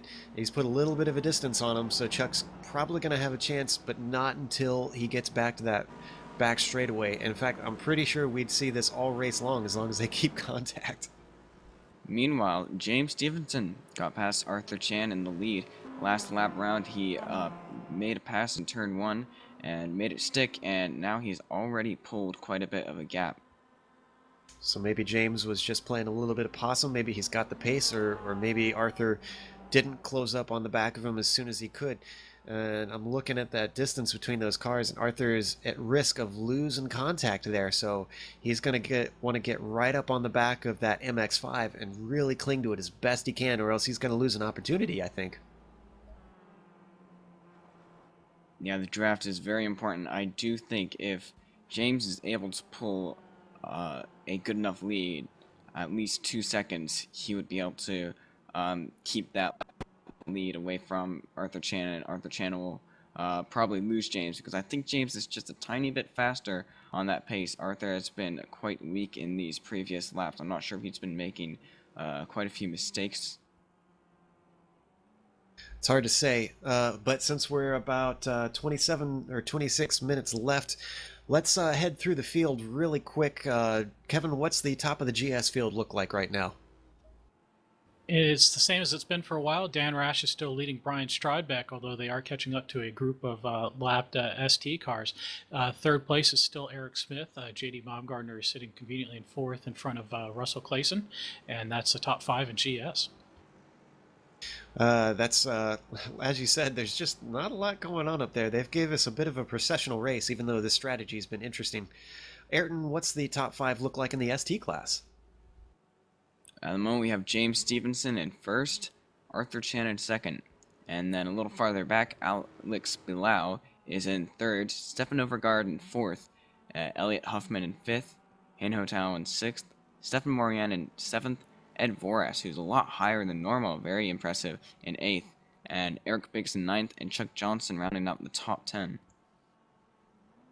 Yeah, Ed is typically around the midfield, so it's good to see him get a little bit up higher, and I'm sure he can do it. In fact, actually, he's got Chuck Johnson, or I'm sorry, no, Eric Biggs is behind them with Chuck Johnson trying to attack once again. Those two are still going at it. In the meantime, I can see Brian Strodbeck, our number 2 car in the GS class, is heading by this pack of ST cars. Yeah, Brian is clear through the ST cars very well, and he's still trying to catch up to the draft of Dan Rash, who is looking like he's going to lap our Season 2 champion Steve Brown as they are catching up on the tail end of the GS field. I'm sure that's not the way that Steve wanted this race to go, unfortunately.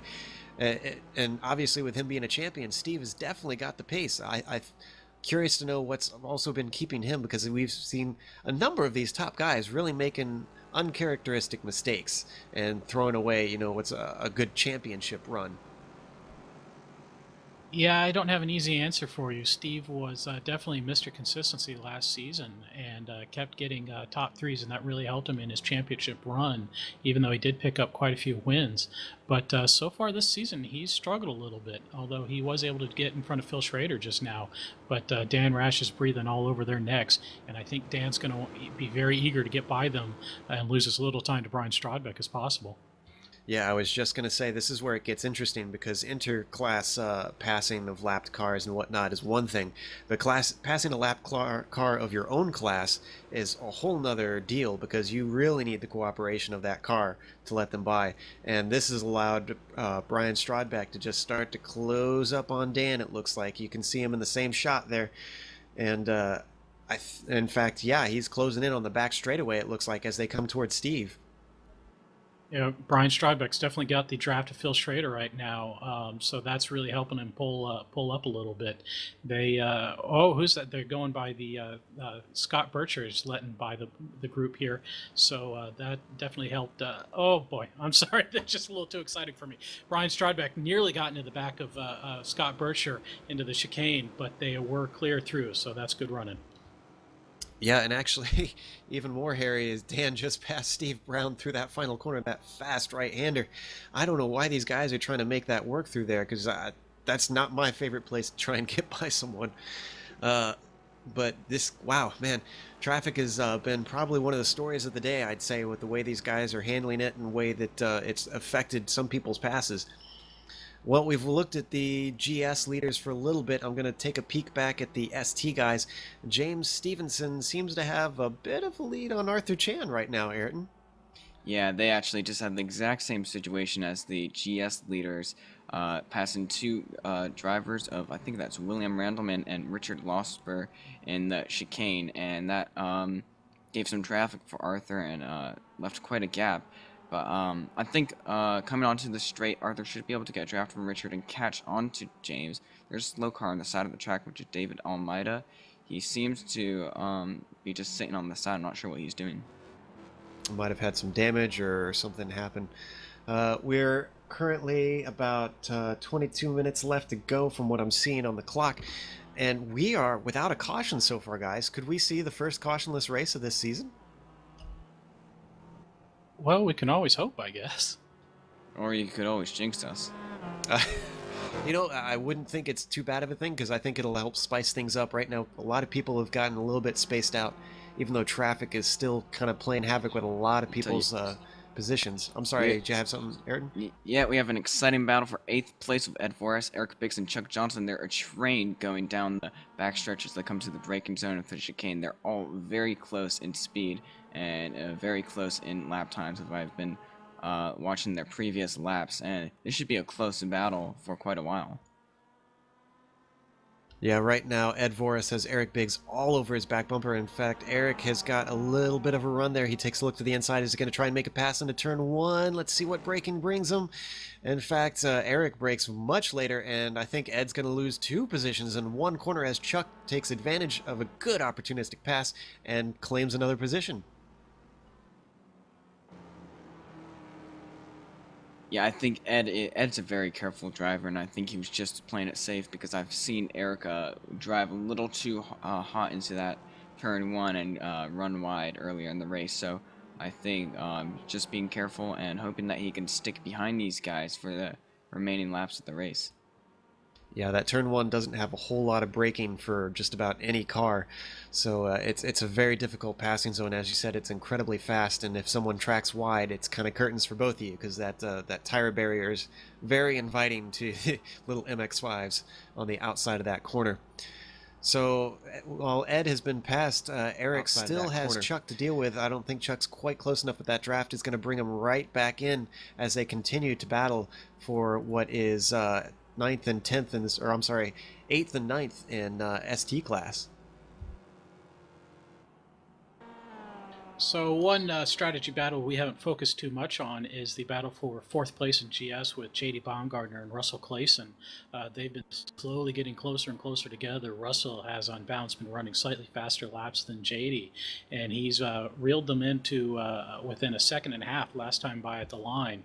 And but J.D. kind of keeps getting some breaks with traffic that Russell's not, and so that's probably helping him out a little bit here. But Russell, I think, is really looking to catch J.D. here in the waning stages. Yeah, and I think one thing that we need to consider in all of that is that JD was the first to blink. In fact, I think he was the first one of the entire field to pit stop.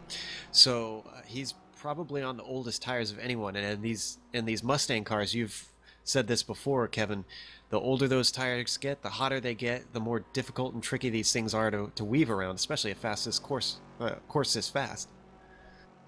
Yeah, you're absolutely right, Joe. And especially in the section that they are right now, the run through turn 1 through turn 5, when those tires start getting a little old and tired and greasy on the GS Mustang, it gets really difficult to get the car turned into the corner, and it gets really difficult to get on the power to come out. And I think that's definitely to Russell Clayson's advantage right now.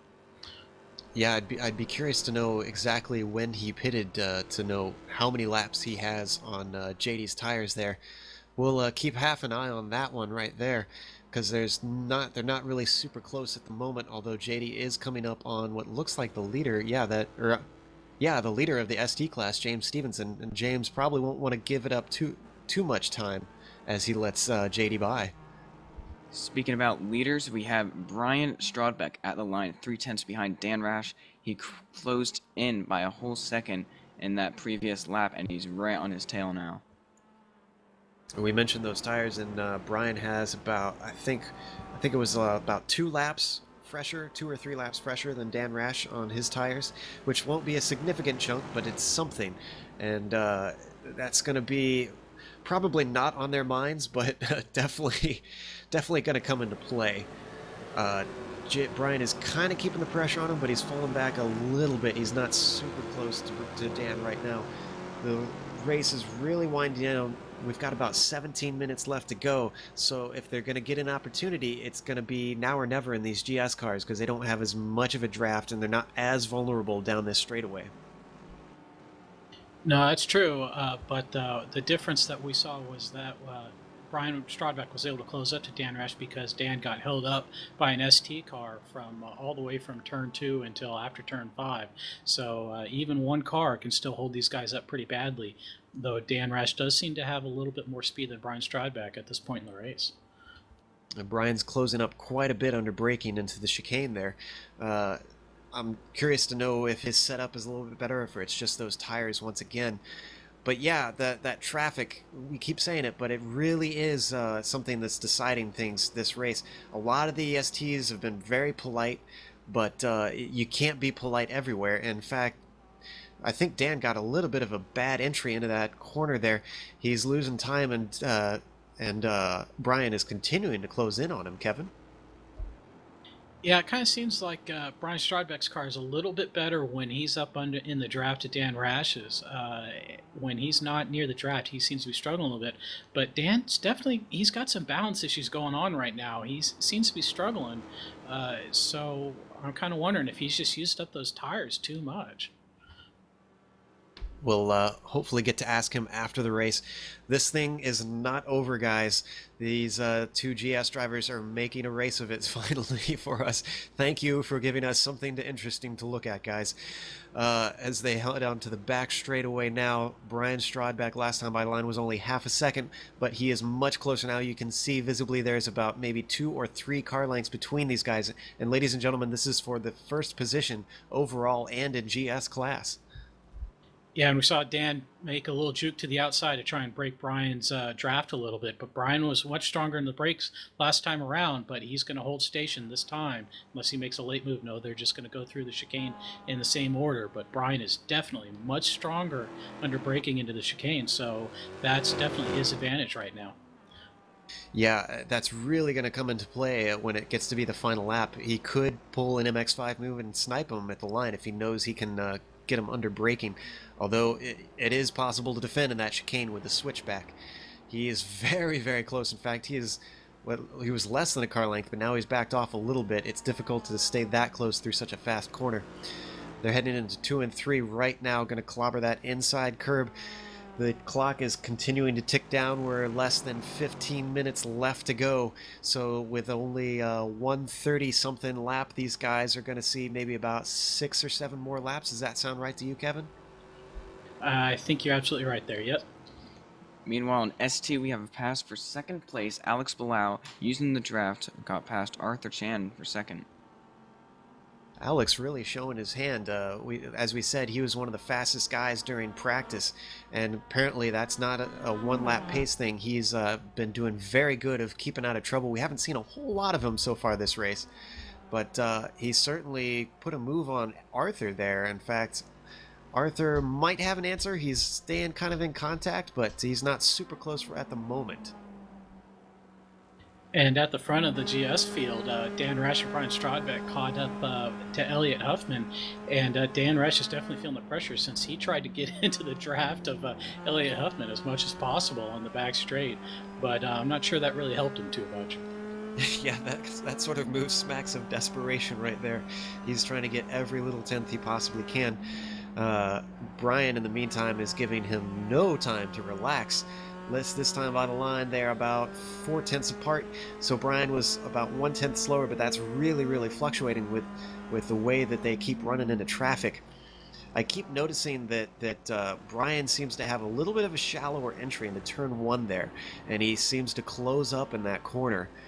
And in fact, he's getting very close as they head through the turn 2, 3, 4 complex and into the S's.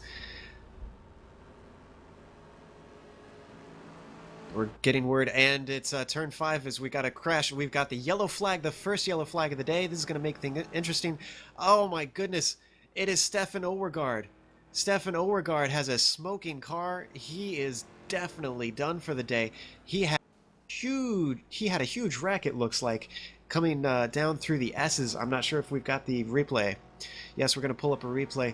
As you can see here, he, let's see, he clips a little bit too much of a curve. He gets loose and he heads headlong into the concrete barrier. It's a good thing this is sim racing, because I don't think we'd have a Stefan Overgaard in that car anymore. No, and he got a little fortunate because he tried to spin the car around, I guess, to keep going or something, but came right back in front of Elliot Huffman, nearly cleared out Elliot Huffman as well. Well, here's hoping we don't have a repeat of last 2 weeks ago at Barber where the yellows just bred yellows, because we've got, let's see, I guess it's about 12 minutes left or so. Man, Stefan just cannot catch a break this season. He was looking like he had a pretty solid 4th place wrapped up. I don't think he had anybody really near him. So this has just been an unfortunate turn of events for him. In the meantime, James Stevenson is going to lose all the time that he had put between him and Alex Bilal. Arthur Chan is also going to get a second chance, as the draft is just going to play chaos, I think, in these last few laps. Yeah, it's definitely going to help out some of the battles throughout the field that had kind of stepped out a little bit. It's allowed J.D. Baumgartner and Russell Clayson to catch up with each other, as well as German Afanador, Dustin Peterson, and Arthur Herman, that 6th through 8th battle that had been kind of working on. But Eric Smith, I think, may be kind of the sucker here, since he's got some lap cars in front of him. Well, we're going to go to break soon. However, before that, we're going to have an interview with, let's see, is Stefan still around here? I'm trying to see. I don't see Stefan in our booth anymore, unfortunately, but I do see James Stevenson in there, and he's been a major player throughout most of this race. So let's drag James in here and see what the battle has been like up front. James, can you hear us? Sure can, fellas. Real quick, we're going to go to break after we get a question or two in. We've seen you battle it out with Arthur Chan for quite a bit of this race. Do you think he was playing possum as he hung behind you, or did he not have the pace? What do you think his pace was like, basically? He didn't take tyres at the pit stop, so he was a little bit slower after the pit stop, but that meant he jumped ahead, so I just had to chase him down and then try and pass him. Well, that answers a question we had really been wondering up here, because he really jumped you by a significant amount there. With this caution being so late, are you expecting a repeat of Barber? I wasn't at Barber, so I'm not sure what happened there. I'm sorry, I just realized that as soon as I asked it. Barber finished under yellow. Do you think we can stay clean until the end, is what I was asking. Hopefully. We had a very clean start. I mean, we got 13 minutes to go, and this is the first caution. All right, well, we wish you the best of luck, and hopefully you have a good last bit of the race. We're going to go to break. Okay, thank you.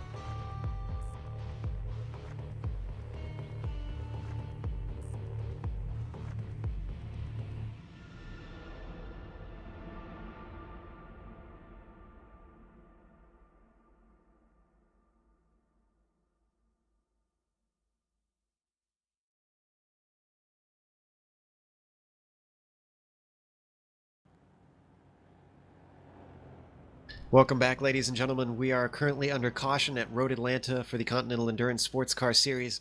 We've got about what looks like 5 minutes left to go, so once they go green, this is going to be it. They're going to get a last couple laps dash. Hopefully we won't go yellow and finish under yellow again this week as we did 2 weeks ago at Barber Motorsports Park.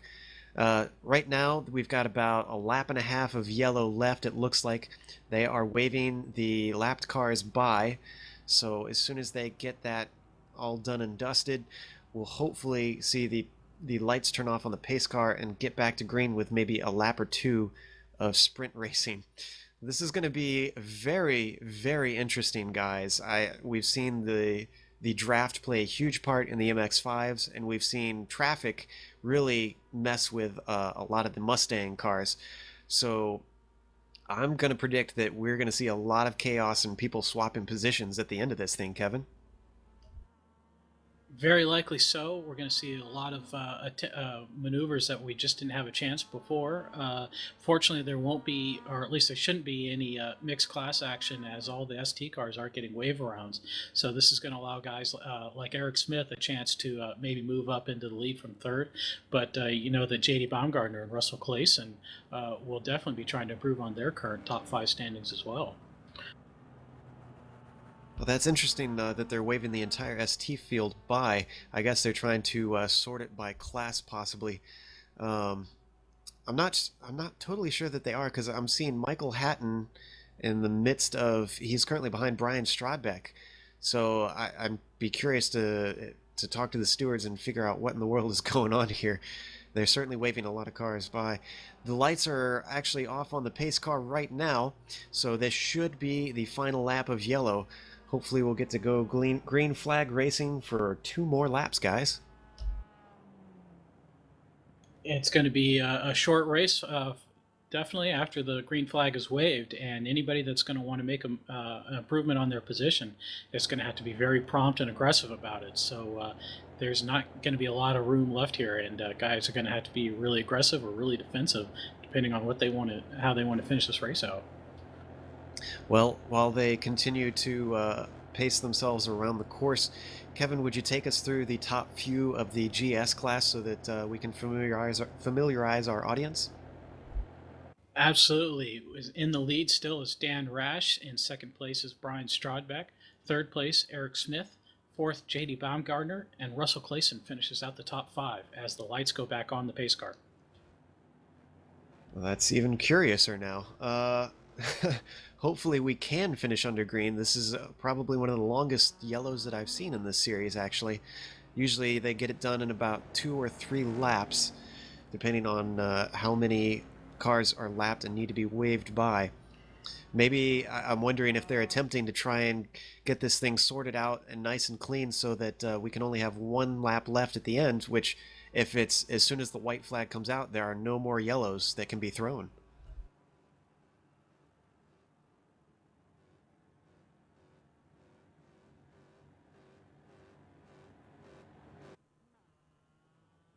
Well, we've got about 2 minutes left, so it's going to be extremely tight. I'm really hoping they can get back around to the line.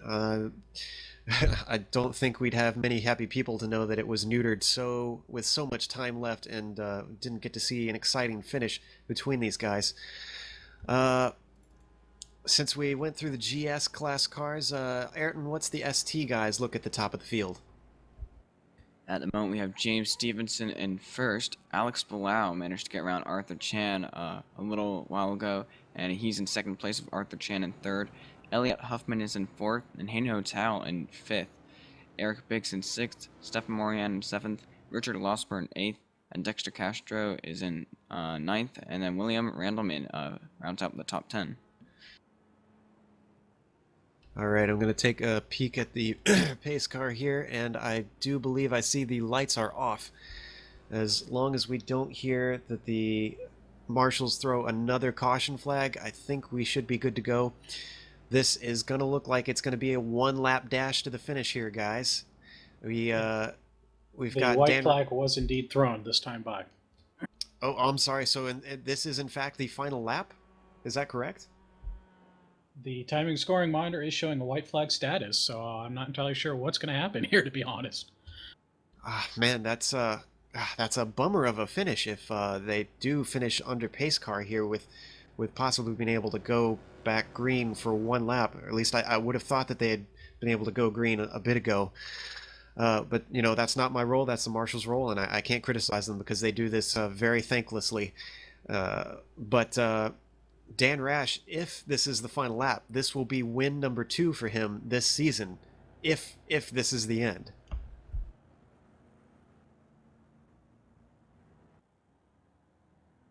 I'm trying to listen into the radio chatter right now, and there's not too much talk going on right now, so we're a little bit at sea, or at least I am right now. I'm a little concerned that we've seen the last of green flag racing. In fact, I'm pretty sure we have. As I'm seeing, we've got less than 20 seconds to go. In fact, the time could actually completely be up right now because my timing clock is a little bit behind. In fact, I'm being told the time is up. So this is the finish of the race, ladies and gentlemen.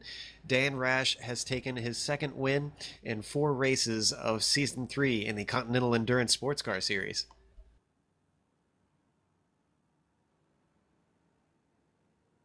Behind him, as we get the results on screen, we've got Brian Strodbeck, who finished second. Eric Smith took third place to round out the podium in GS class. JD Baumgartner took 4th, then Russell Clayson was in 5th.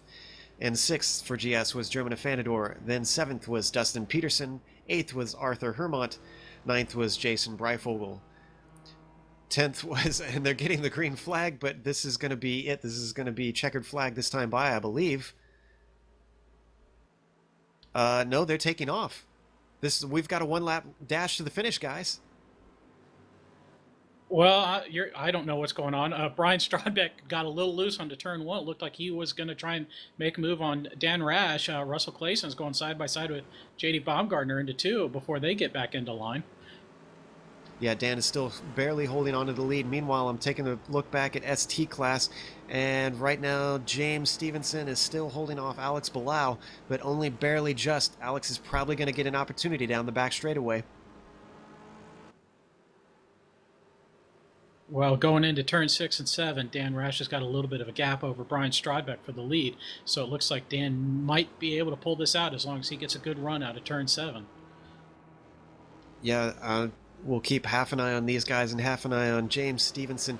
James, I think, is the one we want to watch here because Alex has actually got a much better exit. In fact, he might not even need the draft. He's heading towards the outside of James. He might actually clear him before the chicane, depending on how good of an exit he got. But he's got what looks like Russell Clayson or German Afanador, I can't tell which, coming through them and splitting them. And now Dusty Peterson is splitting them. This is going to possibly wreak havoc. Currently, Alex Bilal is ahead of James, and he might have the position. Is James going to be able to outbreak him? No, Alex Bilal is possibly going to steal the win here if he can get a good exit. Meanwhile, up at the front, Dan Rash is leading them off to the line. He's going to take the win at Road Atlanta as he leads Brian Strodbeck and Eric Smith for the rest of the podium. Let's look back at ST class, and James Stevenson got pipped at the line by Alex Bilal, who takes his first win in the series. Meanwhile, Arthur Chan takes 3rd. Wow, Alex really just pulled the wool over everybody's eyes and took what was probably the most opportunistic move of the entire race. Well, big congratulations to both Dan Rash and Alex Bilal for finishing out and getting their wins. Congratulations and well done, guys.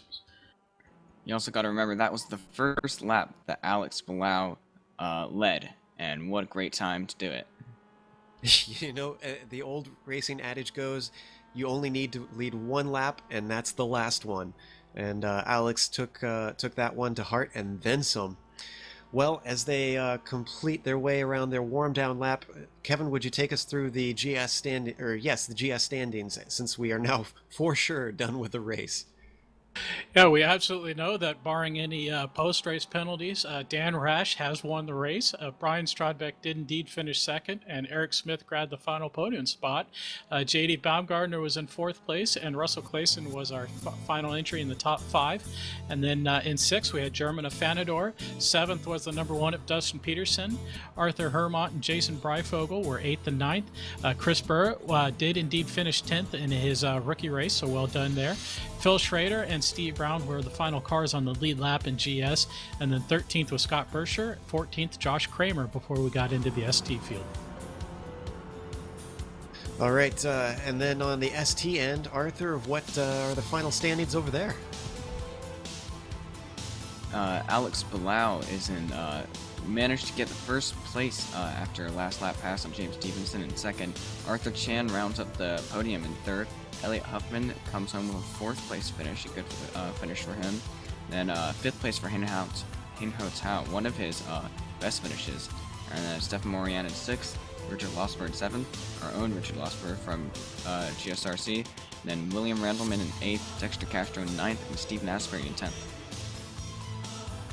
Thank you, Ayrton, and I apologize. I think I called you Arthur by accident. I think I was looking at the standings, and that just slipped out of my mouth. Well, we're going to, as we let the guys stream into the booth, we're going to try and get the podium in here this time. In the meantime, we're going to take a really short break as those guys get in there. So, Mr. Director, if you could cue up the music real quick.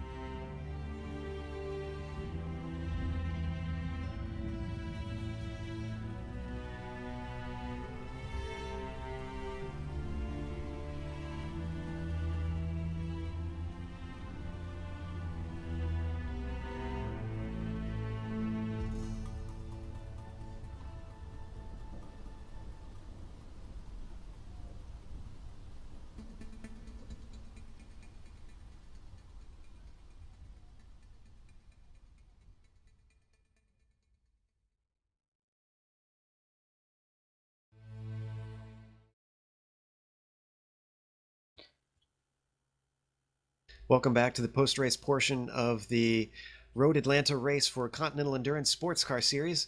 We have our winner, Dan Rash, overall and in GS class waiting in the wings, so we're going to bring him in for an interview in the booth here. Let's see. Dan, can you hear us? Loud and clear, Joe. Dan, congratulations on win number 2.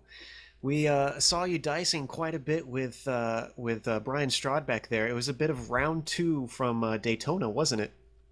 Yeah, it absolutely was. It was a lot of fun until the yellow came out. That was a real shame. I think Brian deserved a lot better race than that. We were coming down right to the wire. We had just barely different fuel strategies. If it was green the whole way, both of us would have had to save fuel a little bit. You could tell if you're watching close that Brian was saving in the first half and I was saving in the second half. And man, he really had the pace. It was just a real shame to see that ended under yellow. We hadn't quite caught that. We did notice that you guys had some very early dicing and some very aggressive moves on some of the ST cars. Were you guys in a hurry to try and get by, or were you trying to play patient and it just didn't work out that way? What was happening with the traffic? Well, it was just getting pretty cutthroat. I mean, him and I were neck and neck, and we knew it was going to come down to that even at the finish line. I mean, we both had very similar speeds, so we were going to have to take every advantage we can get. And if that means, you know, getting inside of an MX-5 on the chicane so that the GS car that's in second place gets slowed up, well, then that's what you have to do. And I found it interesting that you mentioned that Brian was actually conserving it at the first half of the race, because we didn't catch that. We hadn't really noticed. We just saw you two together for a long time. So you said it was pretty shy on if it had stayed green. What lap did you pit, and how much fuel did you take exactly? Oh, every GS car in here had to take a full tank, no doubt. Even if it was green the whole way, you would have had to need 2 full tanks and then a little bit extra. So everybody had to save a little bit in order to make the full distance, except for when the yellow came out. Then nobody really needed to save at that point. But the way that it was going, if it was all under green, everybody would have had to cut back a little bit, whether you roll out of throttle and at the end of the back stretch, or you short shift, whatever it is that you do, everybody had to do a little bit of that.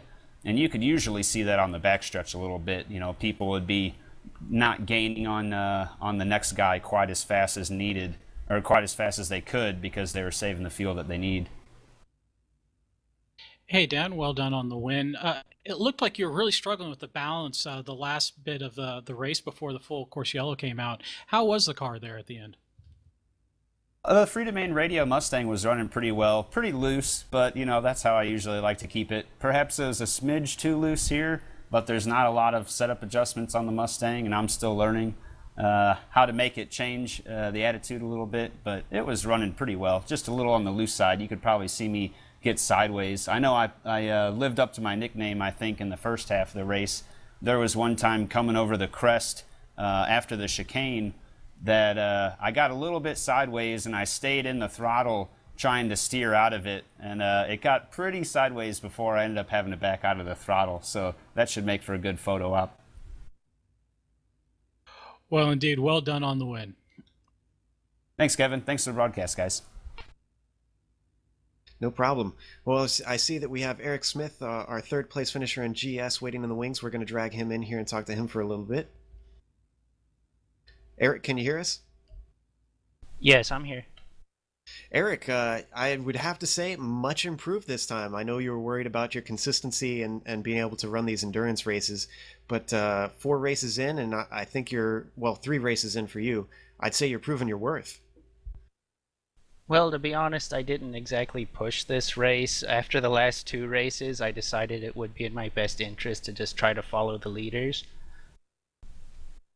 So it was a play it cautious race for you, you're saying, basically? Yeah, basically my only goal was to try to stay within 3 to 5 seconds of the leaders, but as soon as we hit traffic, I just kept hitting everybody in Sector 2. And before too long, I just kind of lost the fire and just cruised around trying to stay ahead of the next guy behind me. I think it paid off. A podium finish is nothing to scoff at. You mentioned the S's and the lead up to turn 5 and the multi-class racing in there. We heard someone say before the race that the STs were a little bit faster through there. Was that the case, or were people holding you guys up? Because that shocked me when someone said that they were faster. I was being quite held up in the S's. I don't know if it was just the top few Mustangs that were being held up, but I got to the point where I would start slowing up in turn 1, and then I would just cruise through all of Sector 2.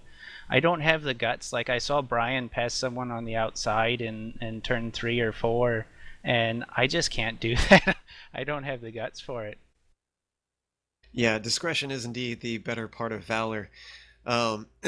We saw you circling around in 3rd place for most of the race. At the end with the yellow, you probably had a bit of an opportunity. Did you fancy 2nd, or did you want to just kind of slot in and take home your 3rd place and smile?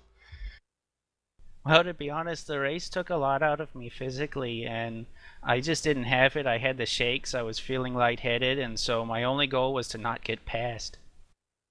Wow, so getting used to these long endurance runs, I take it. Well, do you have any sponsors or shout-outs that you want to make? Not really. I mean, basically, this was my lowest ink race, so maybe I should change my skin. There you go. Kevin, did you have any questions for Eric? Yeah, well done, Eric. I believe that's your first podium in the Continental Endurance Sports Car Series, so that's definitely well done. Were you worried there with the one-lap shootout that you were going to be able to hold off J.D. Baumgartner and Russell Clayson and bring home that podium position? Yes, I was a little worried. I mean, as I was feeling, I figured if JD made a pass attempt on me, I'd let him go and settle with 4th. But this is the 2nd race in a row where I finished where I qualified, so I hope to continue that. Well, indeed. Congratulations on the podium, Eric. Thank you. Well, that's we're not seeing our 2nd place GS driver Brian Strodbeck join us, so we'll have to stall a little bit unless he just doesn't show up. In the meantime, I do see James Stevenson in the wings waiting to be interviewed. He was 2nd place in ST class, so let's drag him in here. James, can you hear us? Sure can. James, after leading for a significant chunk of the race, you kind of got sniped at the line there. What happened? The Mustangs all bunched up and were a little bit slow through the first half of the track, which let Alex catch up, and then he just had the draft on the straight. There's no defending from it when he's that close. Were you shocked to have that happen towards the end, or were you kind of expecting it with how the draft had played into most of the race so far? Pretty much expecting it. Yeah, I don't doubt it. Well, you've got a win and a second place so far this season, and I believe you took third place in the first race. So you've got 3 podiums out of 4 races, and actually 3 podiums out of three starts so far this season. How do you fancy your championship content? So far it's looking reasonably good, but as we know, anything can happen as the season goes on. I'm sure you're very aware of that after last season. Ayrton, did you have any questions for James? No, not really. Just to congratulate him on a well-fought win. He was battling with Arthur for the majority of the race. Absolutely. James, do you have any shout-outs or sponsors that you'd like to thank? I'd like to thank my new sponsor, Castrol, who've come on board to sponsor my go-kart team. They've done a lot for us, so happy to thank them. Also, shout out to my teammates, Richard Losbar, Stephen Asbury, and Stefan Overgaard, who unfortunately didn't make the end of the race. Yes, we've seen Stefan have quite a bit of bad luck this season, so we're hoping he'll get a good race at some point here. Well, again, congratulations on the second. Sorry it wasn't a win, but we hope to talk to you again. Thanks, guys. All right, well, let's see. We've got our third place finisher, Arthur Chan, also waiting in the ST. We don't see Alex Bilal, our winner for the STs, yet, so we might have to skip over him. Let's drag Arthur in here and talk to him. Arthur, can you hear us? I sure can. Arthur, podium finish. Even though you started on the pole, are you disappointed, happy, content? What are your feelings? I think content is probably a good word. So it was a good opportunity to try and get my first win in this series, but I guess it wasn't really meant to be. I was quite surprised to get the pole in the first place, and I really have to thank my teammate Chris Moran. We worked together through the qualifying to get ourselves in first and third, so it was a really good start for our team. Unfortunately, the monster that is turned 5 ended up taking out Chris early on, but I knew it was going to be a tough fight with James, and it was a very interesting race. A lot of strategy, a lot of studying James's driving and trying to figure out what my ultimate plan was going to be. Yeah, we were watching you battling with James for quite a bit during the broadcast. We noticed it seemed like you were kind of hanging back on the back straightaway when you would have had opportunities. Were you playing possum or trying to conserve fuel? What were you doing there? Well, I think it was kind of apparent to me that without the draft, I realistically wouldn't normally stay with James. So it seemed like the best strategy to just stick with him on the draft and pull a bit of a gap away from us.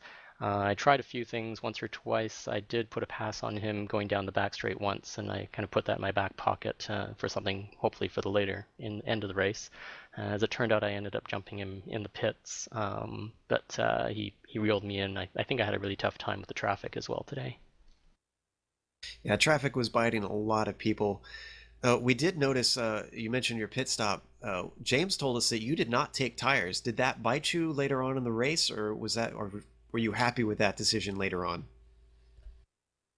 Actually, I did take tires. I'm quite curious why James's pit stop was so much longer. I took tires and I took about 5 gallons of fuel, so I was really surprised. I didn't know if he was undergoing repairs or something like that, but I was definitely quite pleased to have that gap. But it just evaporated over the next 5 laps or so.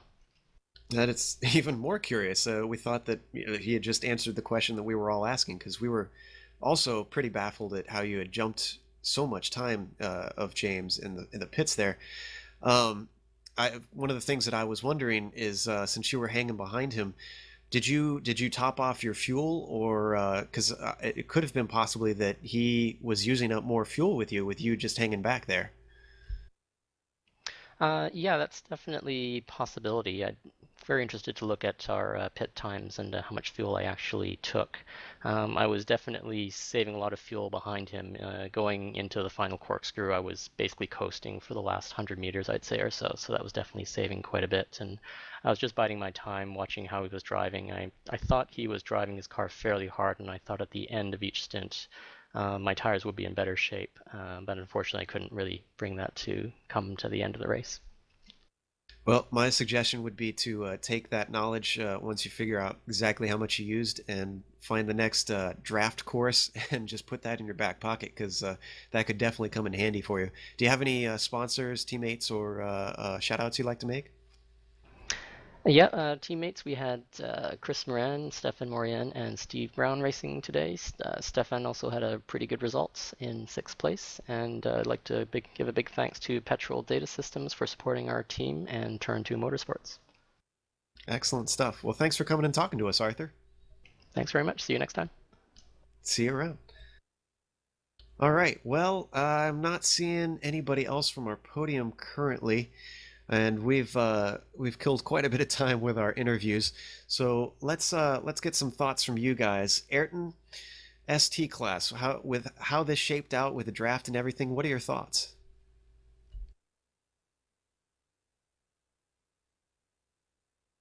Ayrton, are you there? Oh yeah. Oh, okay. Sorry. What was the question?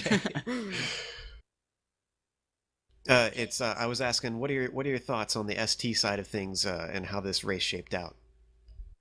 Well, I was definitely surprised to see Alex make that final run. I definitely thought that the race was between James or Arthur. They seemed to be the two drivers with the most pace. And then Alex, just after this pit stop, just came out of nowhere past Arthur. And then that caution helped him catch up to James, and he managed to use the draft effect, which was really beneficial for him in the end. And a great win by him, a great run by him.